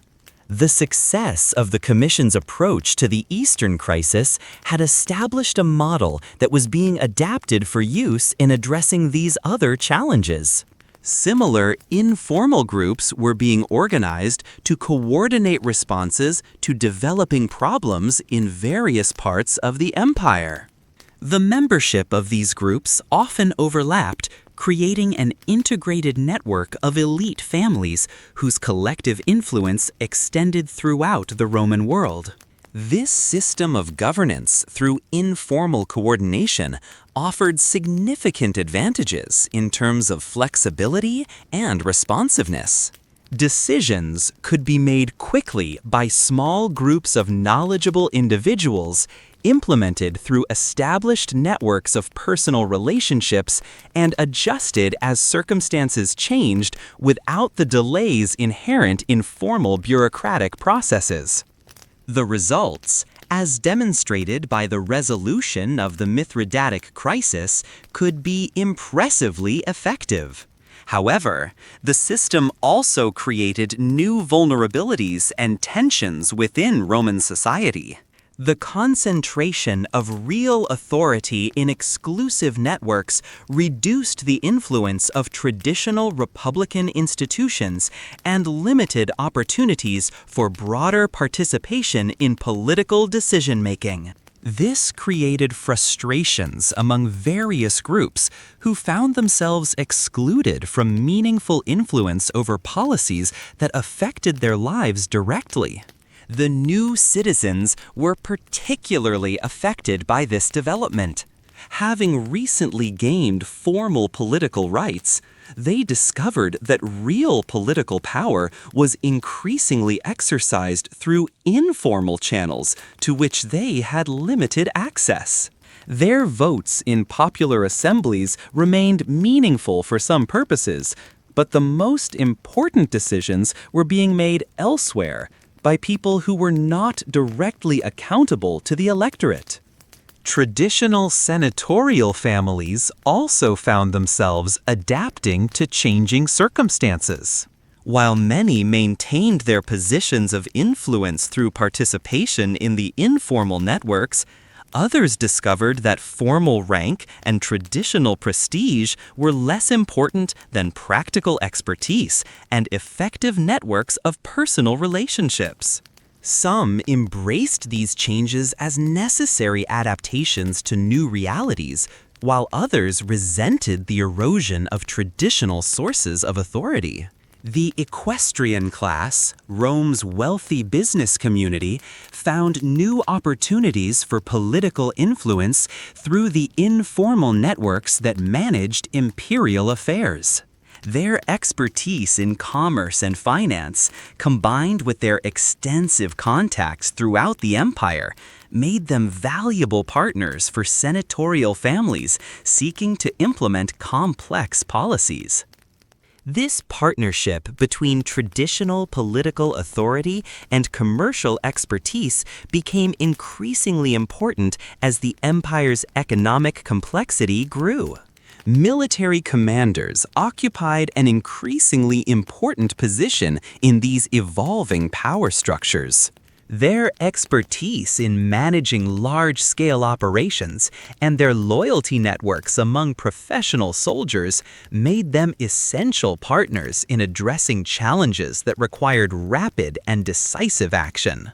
However, their growing influence also created concerns about the balance between civilian and military authority that had been a cornerstone of Republican government.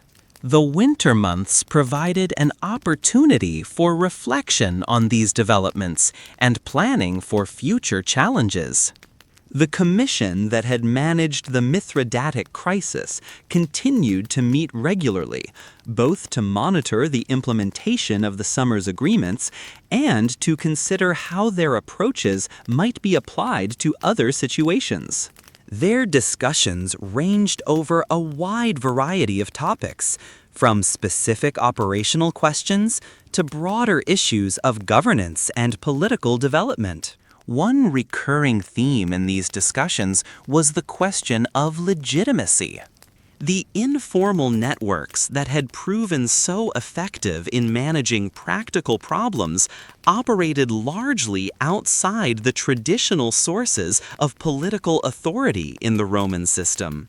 While their success in achieving desirable outcomes provided a form of practical legitimacy, questions remained about their accountability to broader Roman society and their consistency with Republican values and institutions. Some members of the commission argued that effectiveness was itself a sufficient source of legitimacy, and that the formal institutions of the Republic had proven inadequate to the challenges of governing a vast empire.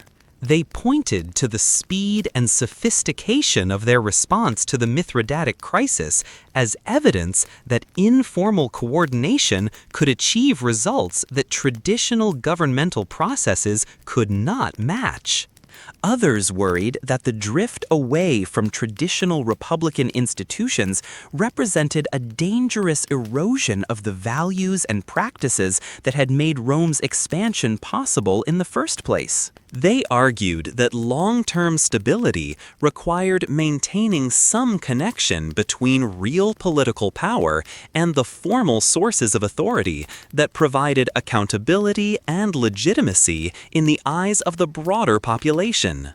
These debates reflected broader tensions within Roman society about the direction of political and social development. The empire's continued expansion created pressures for innovation and adaptation that challenged traditional approaches to governance. At the same time, many Romans remained committed to the Republican institutions and values that they saw as essential to their identity and success. The resolution of these tensions would require careful navigation between the demands of practical effectiveness and the requirements of political legitimacy. The informal networks that had emerged to manage imperial affairs would need to find ways to maintain their operational advantages while addressing concerns about accountability and inclusion. Traditional institutions would need to adapt to new realities while preserving their essential functions and values. As spring approached, new challenges began to emerge that would test the adaptability and effectiveness of Rome's evolving governance system. Reports from Gaul suggested that tribal coalitions were forming that might require military intervention to prevent serious threats to Roman interests. Troubles in Spain were escalating beyond what local administrators could handle independently. Even within Italy, tensions between different communities were creating problems that demanded careful political management. Each of these situations presented different challenges that would require different approaches and expertise. The commission that had handled the Mithridatic crisis provided a model for coordination, but each new situation would need its own specialized response. This created opportunities to refine and improve the informal governance mechanisms that were becoming increasingly important to the empire's management. The men who had participated in resolving the Eastern crisis found themselves in growing demand as coordinators and advisors for addressing other challenges. Their experience in managing complex political, economic, and military factors simultaneously had given them expertise that was valuable across a wide range of situations.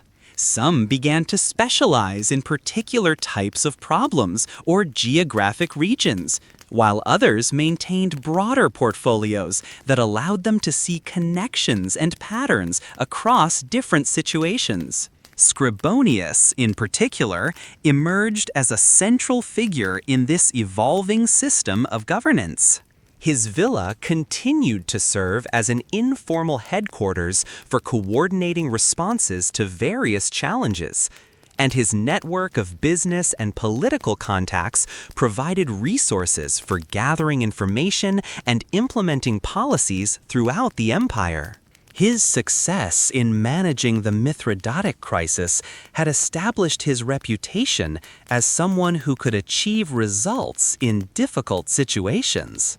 This growing prominence brought both opportunities and risks. The informal authority that Scribonius and his colleagues exercised was substantial, but it remained dependent on their continued effectiveness and the cooperation of other powerful individuals and groups. Any significant failures or conflicts could rapidly undermine their positions and disrupt the networks they had built. The delicate nature of these relationships required constant attention and careful management. Personal disputes between key individuals could have far-reaching consequences for policy implementation. Changes in economic conditions or military situations could alter the balance of interests that held coalitions together. External pressures from enemies or competitors could exploit divisions within the informal governance networks. These vulnerabilities were not lost on Rome's enemies and competitors. Mithridates and other opponents of Roman expansion studied the empire's governmental structures carefully, looking for weaknesses that could be exploited. The informal nature of much decision-making created opportunities for deception and manipulation that might not exist in more formalized systems. Intelligence gathering became increasingly important as both a tool for managing the empire's affairs and a means of protecting against external threats. The networks that carried information throughout the Roman world served dual purposes, providing both the intelligence needed for effective governance and the early warning systems necessary for security. The merchants, diplomats, and other travelers who facilitated communication and trade also served as eyes and ears for the informal mechanisms that increasingly managed the empire's strategic interests. The summer brought a series of challenges that tested the adaptability and effectiveness of these evolving governance mechanisms. The situation in Gaul deteriorated rapidly as tribal coalitions began coordinated attacks on Roman settlements and allied communities.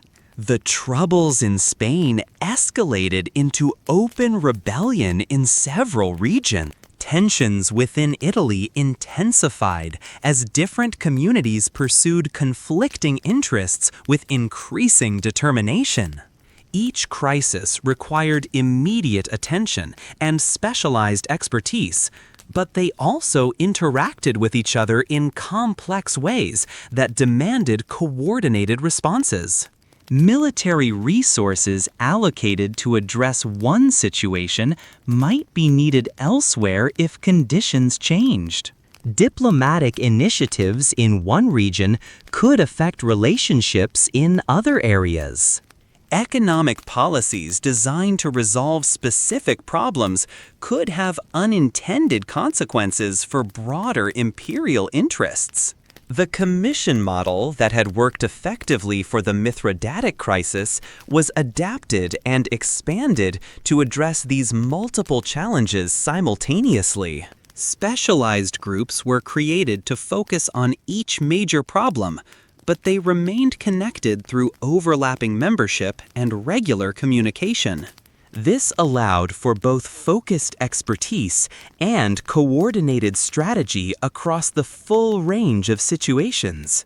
Scribonius found himself at the center of this expanded coordination effort, managing communications between different specialist groups and ensuring that their individual efforts supported broader strategic objectives. His villa became a hub of activity, with messengers arriving and departing at all hours, and meetings taking place in various rooms throughout the complex. The household staff was expanded to support the increased activity, and security measures were enhanced to protect the sensitive discussions taking place.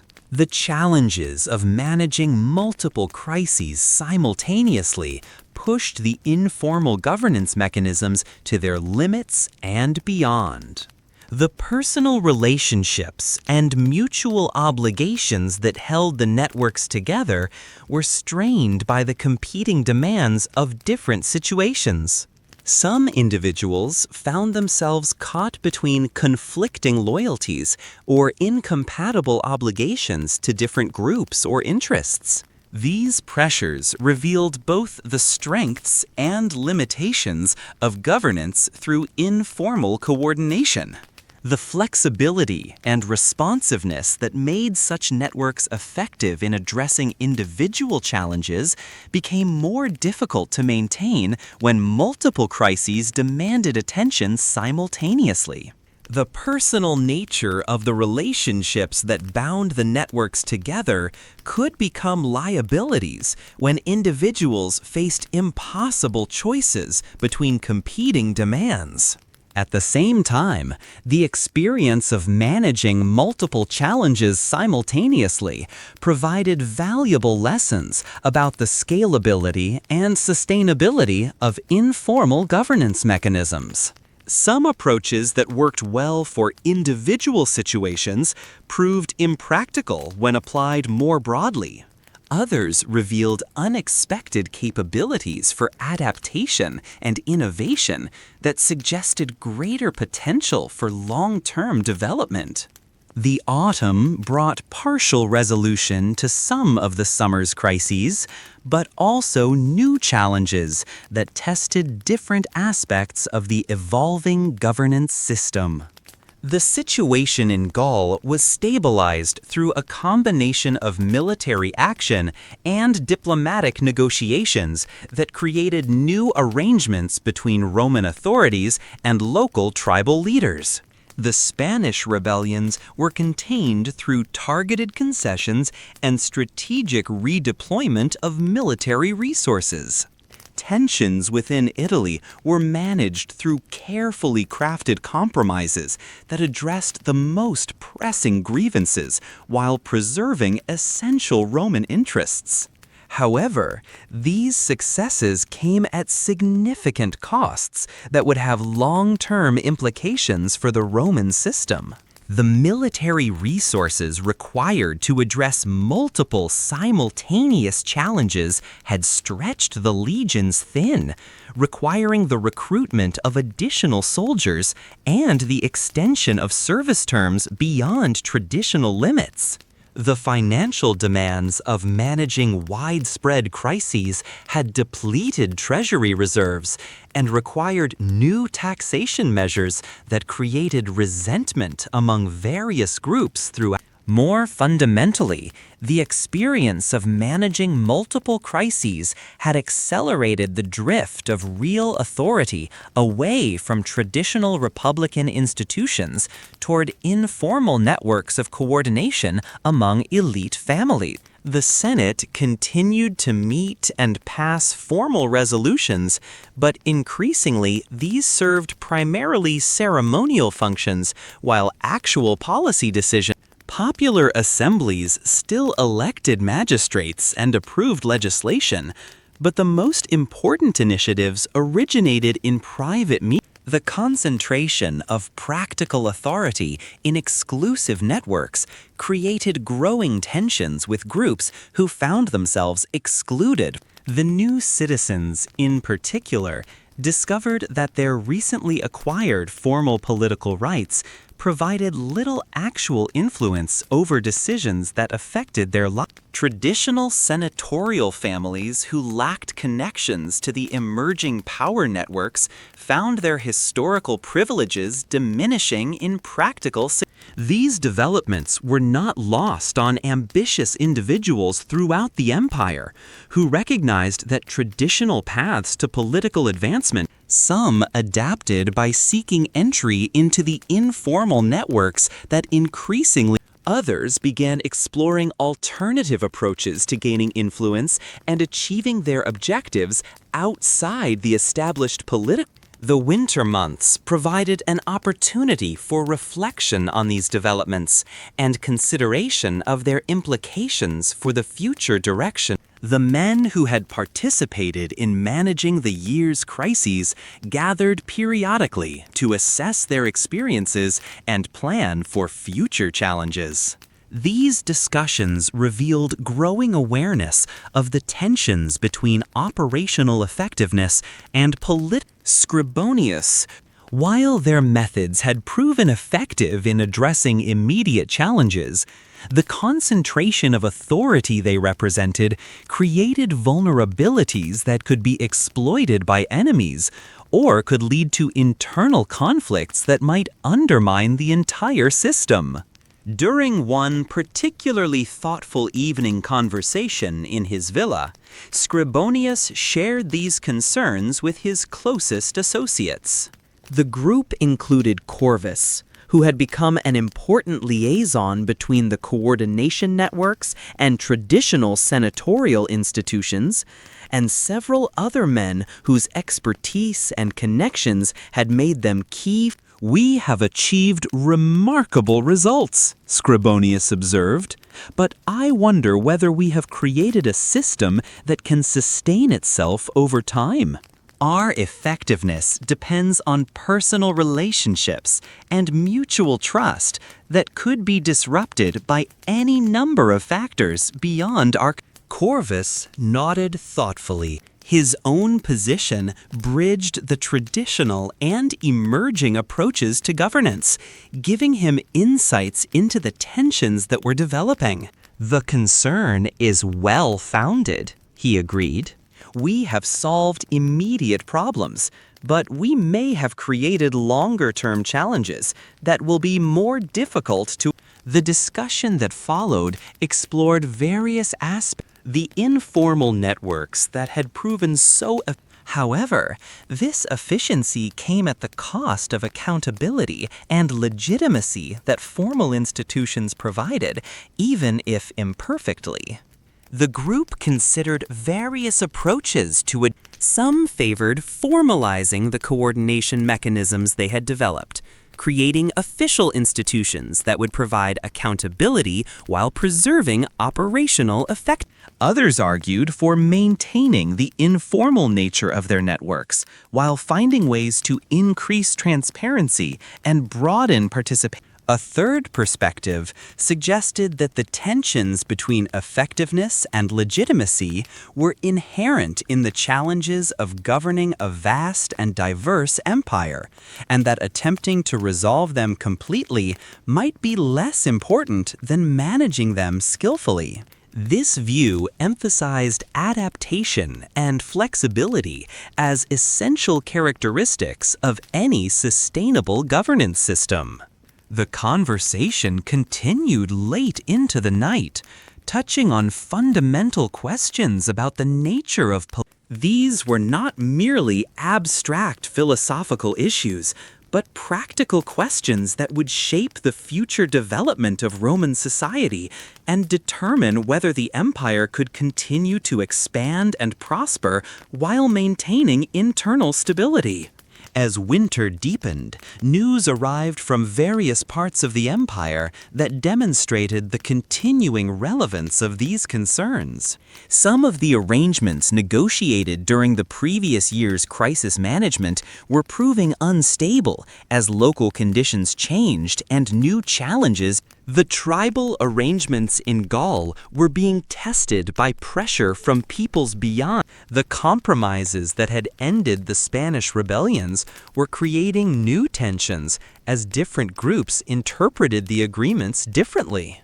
These developments reinforced the view that crisis management, no matter how skillfully executed, could provide only temporary solutions to deeper structural problems.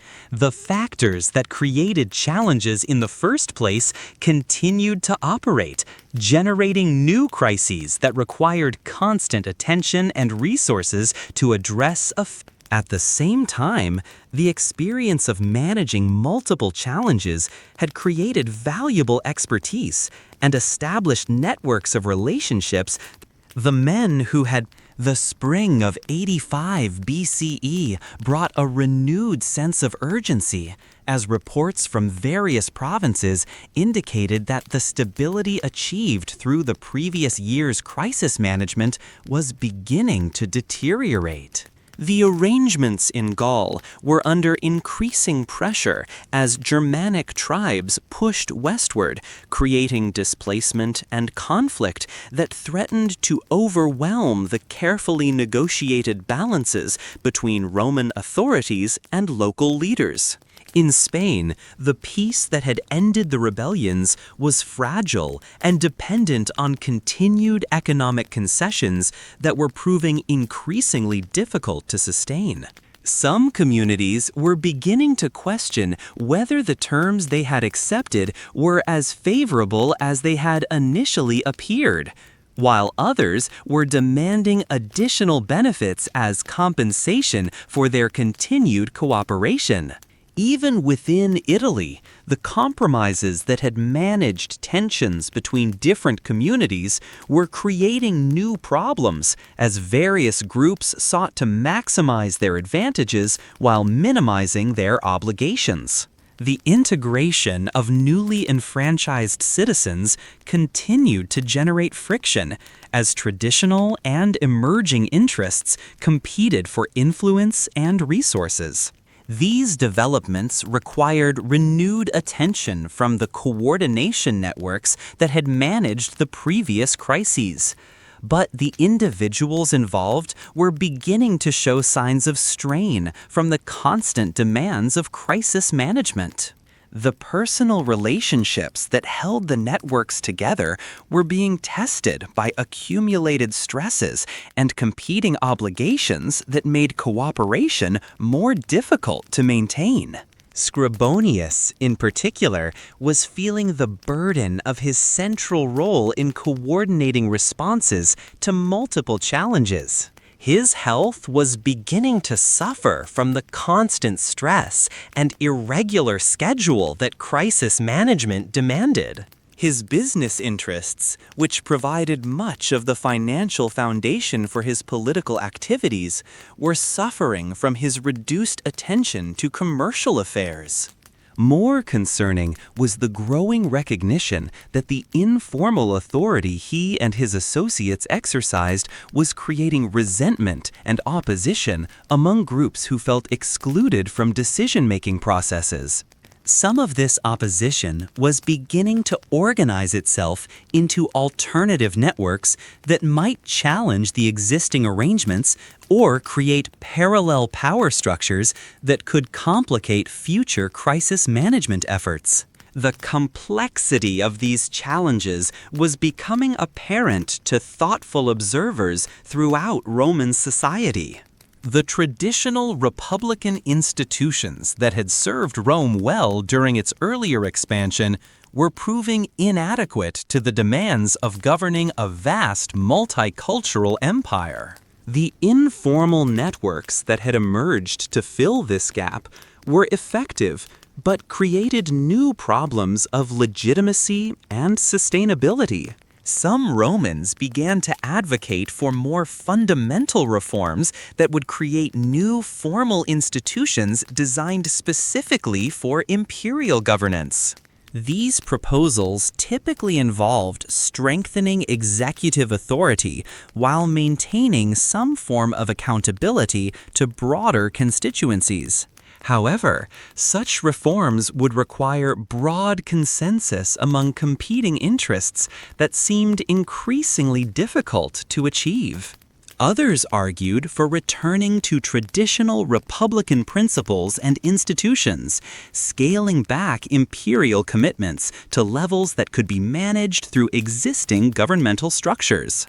This approach had the advantage of preserving familiar forms and values, but raised questions about whether it was practical given the extent of Roman territorial and economic commitments throughout the Mediterranean world. Still others suggested that the current system of informal coordination, despite its problems, represented a workable compromise that could be refined and improved over time. This view emphasized gradual adaptation rather than dramatic reform, arguing that the networks that had developed organically were more likely to prove sustainable than artificial institutional arrangements imposed from above.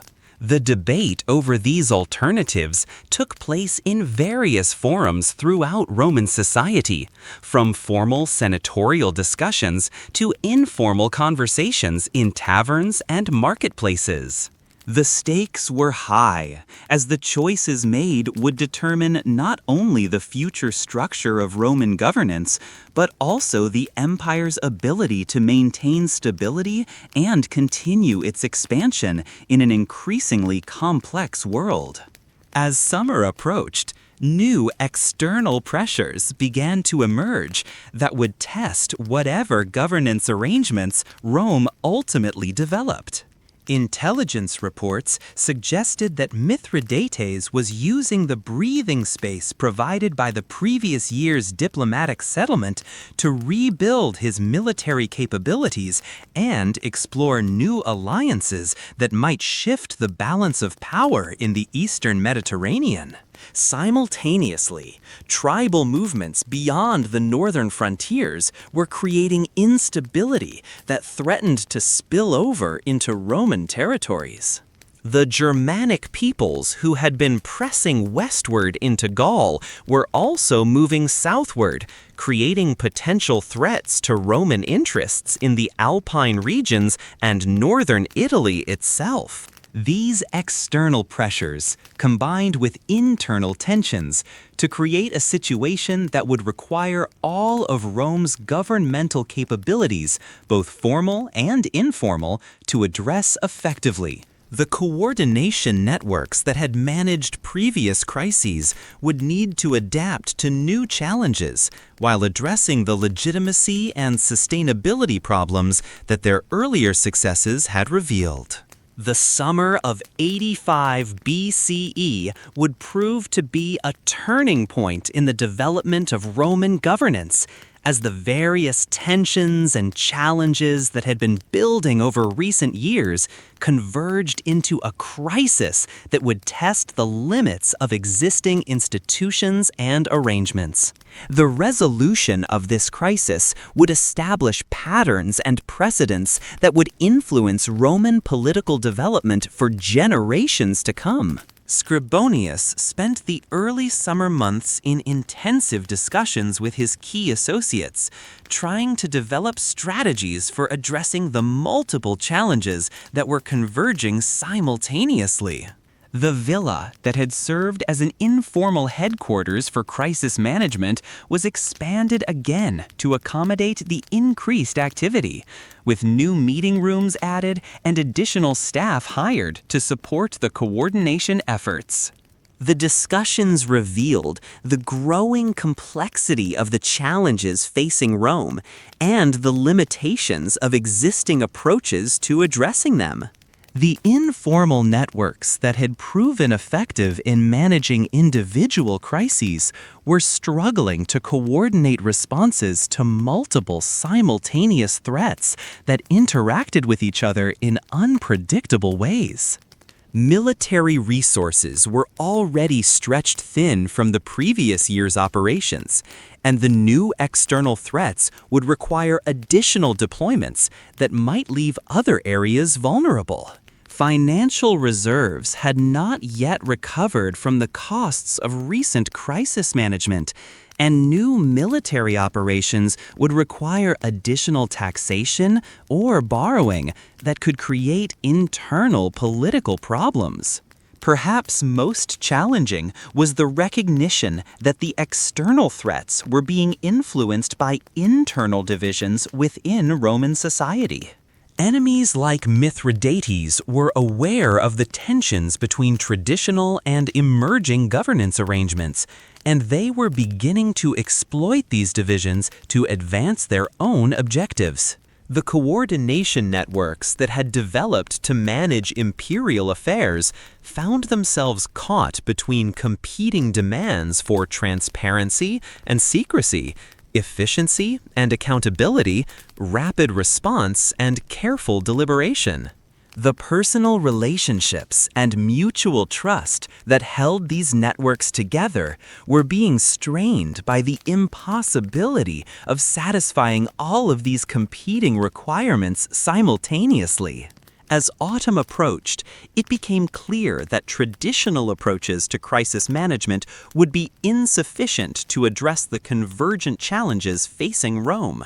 The scale and complexity of the situation required new approaches that could integrate military, diplomatic, economic, and political responses, while maintaining sufficient flexibility to adapt to changing circumstances. The solution that emerged combined elements of formal and informal governance in ways that had not been attempted previously. A special commission was created with unprecedented authority to coordinate responses across all aspects of the crisis, but its membership and procedures were designed to ensure broad representation and accountability while preserving operational effectiveness. Scribonius was again selected to chair this expanded commission, but the membership included representatives from traditional senatorial families, newer citizens, equestrian business interests, and military commanders. The commission's authority was formally granted by the Senate and popular assemblies, but its procedures were designed to allow for the rapid decision-making that crisis management required. The Commission's work demonstrated both the potential and the limitations of hybrid approaches to governance that combined formal and informal elements. The broad representation ensured that different perspectives and interests were considered in decision-making, but it also created complications in reaching consensus and implementing decisions quickly. The formal authority granted to the Commission provided legitimacy and accountability that purely informal networks lacked, But it also created bureaucratic constraints that sometimes slowed responses to rapidly changing situations.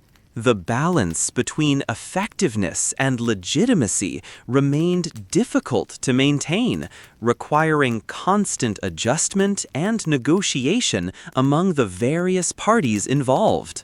Despite these challenges, the Commission succeeded in addressing the immediate threats facing Rome. Military operations were coordinated to address external pressures while maintaining internal stability. Diplomatic initiatives managed to isolate Rome's enemies and maintain crucial alliances.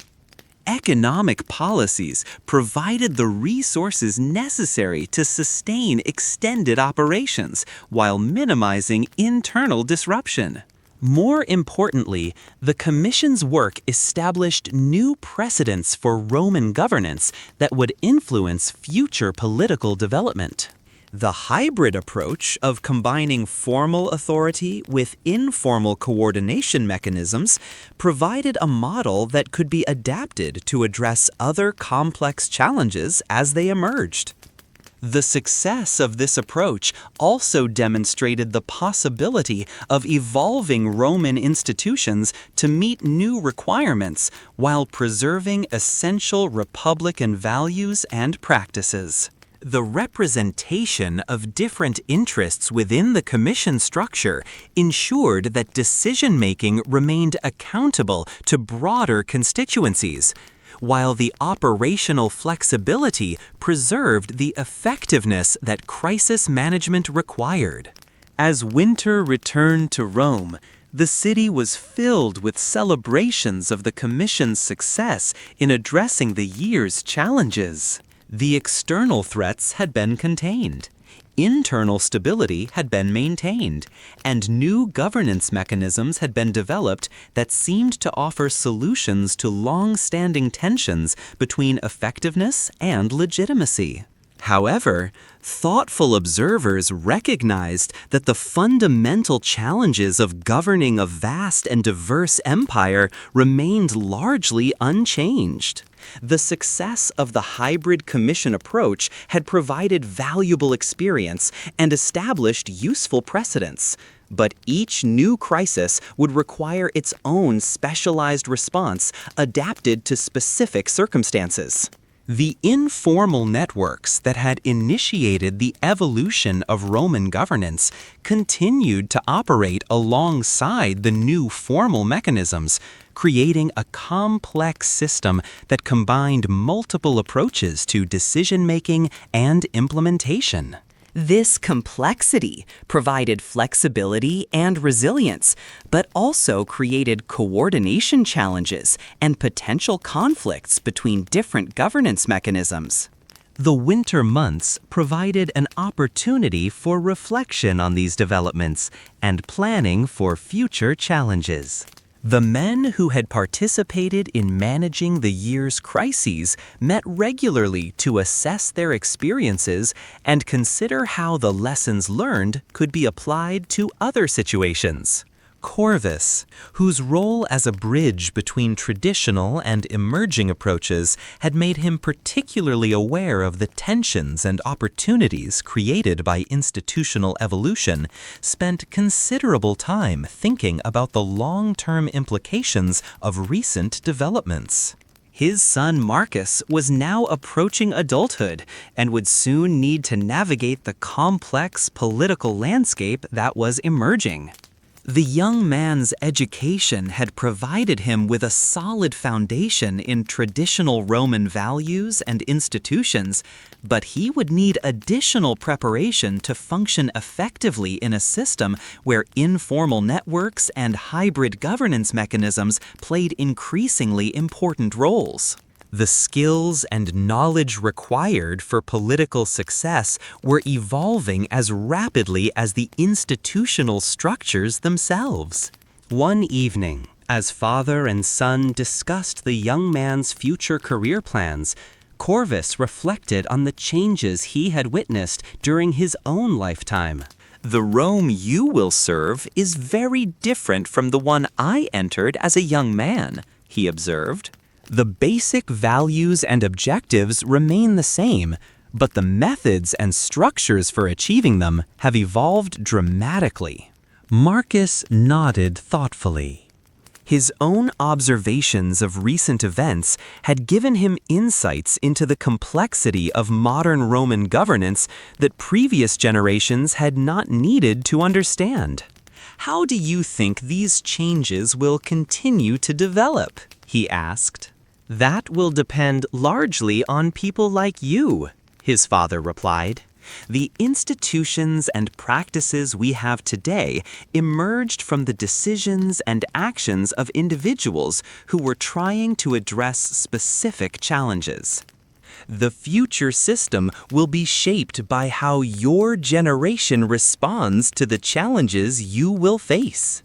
The conversation continued late into the night, touching on fundamental questions about the nature of political leadership and civic responsibility in an evolving society. These were questions that young Romans would need to answer through their own experiences and decisions as they took on adult responsibilities in coming years. Spring brought news of new developments throughout the empire that would test the governance mechanisms that had been refined during the previous year's crisis. Some of the arrangements negotiated during recent negotiations were proving more stable than expected, while others were generating new complications that required additional attention. The hybrid commission approach that had proven successful was being adapted for use in addressing these emerging challenges. Similar structures were being created to address specific problems in different regions, with membership and procedures tailored to local conditions and requirements. This proliferation of specialized governance mechanisms created new coordination challenges, but also demonstrated the flexibility and adaptability of the hybrid approach. Each commission could focus on specific problems while maintaining connections to broader strategic objectives through overlapping membership and regular communication. The success of these multiple applications of the hybrid model established it as a standard approach for addressing complex challenges throughout the Roman Empire. The combination of formal authority and informal coordination mechanisms provided a framework that could be adapted to a wide variety of situations while maintaining accountability and effectiveness. However, the multiplication of specialized governance mechanisms also created new complexities in the overall management of imperial affairs. Coordination between different commissions required careful attention to ensure that their individual efforts supported broader strategic objectives without creating conflicts or duplicated efforts. As the year progressed, it became clear that the evolution of Roman governance was continuing to accelerate rather than stabilizing around the new hybrid model. Each application of the commission approach revealed new possibilities and generated additional innovations that further refined the balance between formal and informal elements. This ongoing evolution created both opportunities and challenges for individuals seeking to build careers in Roman public service. The traditional paths to political advancement remained available, but were no longer sufficient preparation for leadership roles in the complex institutional environment that was emerging. Young Romans like Marcus Corvus would need to develop new skills and knowledge to function effectively in this evolving system. Understanding traditional republican institutions remained important, but mastery of informal networks and hybrid governance mechanisms was becoming equally essential for political success. The educational systems that had prepared previous generations for public service were adapting to these new requirements, But the pace of institutional change made it difficult to provide comprehensive preparation for all the challenges that emerging leaders might face. As autumn approached, the empire faced a new series of external pressures that would test all of the governance innovations that had been developed during recent years. Mithridates had used the period of relative peace to rebuild his capabilities and was once again probing for weaknesses in Roman positions throughout the eastern Mediterranean. Simultaneously, tribal movements in northern Europe were creating instability that threatened Roman interests in Gaul and along the Alpine frontiers. These external pressures were compounded by internal tensions as various groups throughout the empire pursued their own interests with increasing determination. The response to these new challenges would require coordination between multiple specialized commissions and integration of their efforts with traditional governmental institutions. The complexity of this coordination task would test the limits of existing mechanisms and potentially require further innovations in Roman governance. As the year drew to a close, thoughtful Romans reflected on the remarkable changes that had occurred in their governmental system during recent years. The empire that had begun the decade with traditional republican institutions had evolved into a complex hybrid system that combined formal and informal elements in ways that previous generations could not have imagined. The success of this evolution in addressing practical challenges was undeniable, but questions remained about its long-term sustainability and compatibility with fundamental Roman values. The coming years would provide answers to these questions as the new governance mechanisms faced increasingly complex challenges. The story of Roman governance during this period demonstrates both the potential for institutional innovation and the challenges of managing change in complex societies. The informal networks that emerged to address practical problems ultimately evolved into new forms of formal authority. But this evolution created its own tensions and complications that required ongoing attention and management. As Romans settled in for another winter, they could look back on a period of remarkable adaptation and innovation in their governmental systems. The challenges they had faced had pushed their institutions to evolve in ways that preserved essential functions while developing new capabilities for addressing complex problems. The future would bring new tests of these evolved institutions, but the experience of recent years had demonstrated Rome's capacity for adaptation and innovation in the face of changing circumstances. The empire that had begun as a small city-state had grown into a vast multicultural domain, and its governmental institutions had evolved to match the scale and complexity of its responsibilities. The men who had guided this evolution, like Scribonius and Corvus, could take pride in their contributions to developing governance mechanisms that served both practical needs and fundamental values. Their work had created foundations that future generations could build upon as they faced their own challenges and opportunities. As the winter winds swept through the Forum Romanum and the lights of the great city reflected off the marble facades of temples and public buildings, Rome stood as a testament to the possibility of institutional evolution and adaptation. The Republic that had conquered the Mediterranean world had also learned to govern it, developing new approaches to political authority that would influence the development of governance systems for centuries to come. The lessons learned during this period of innovation and adaptation would echo through history, demonstrating both the potential and the challenges of managing change in complex societies. Good night.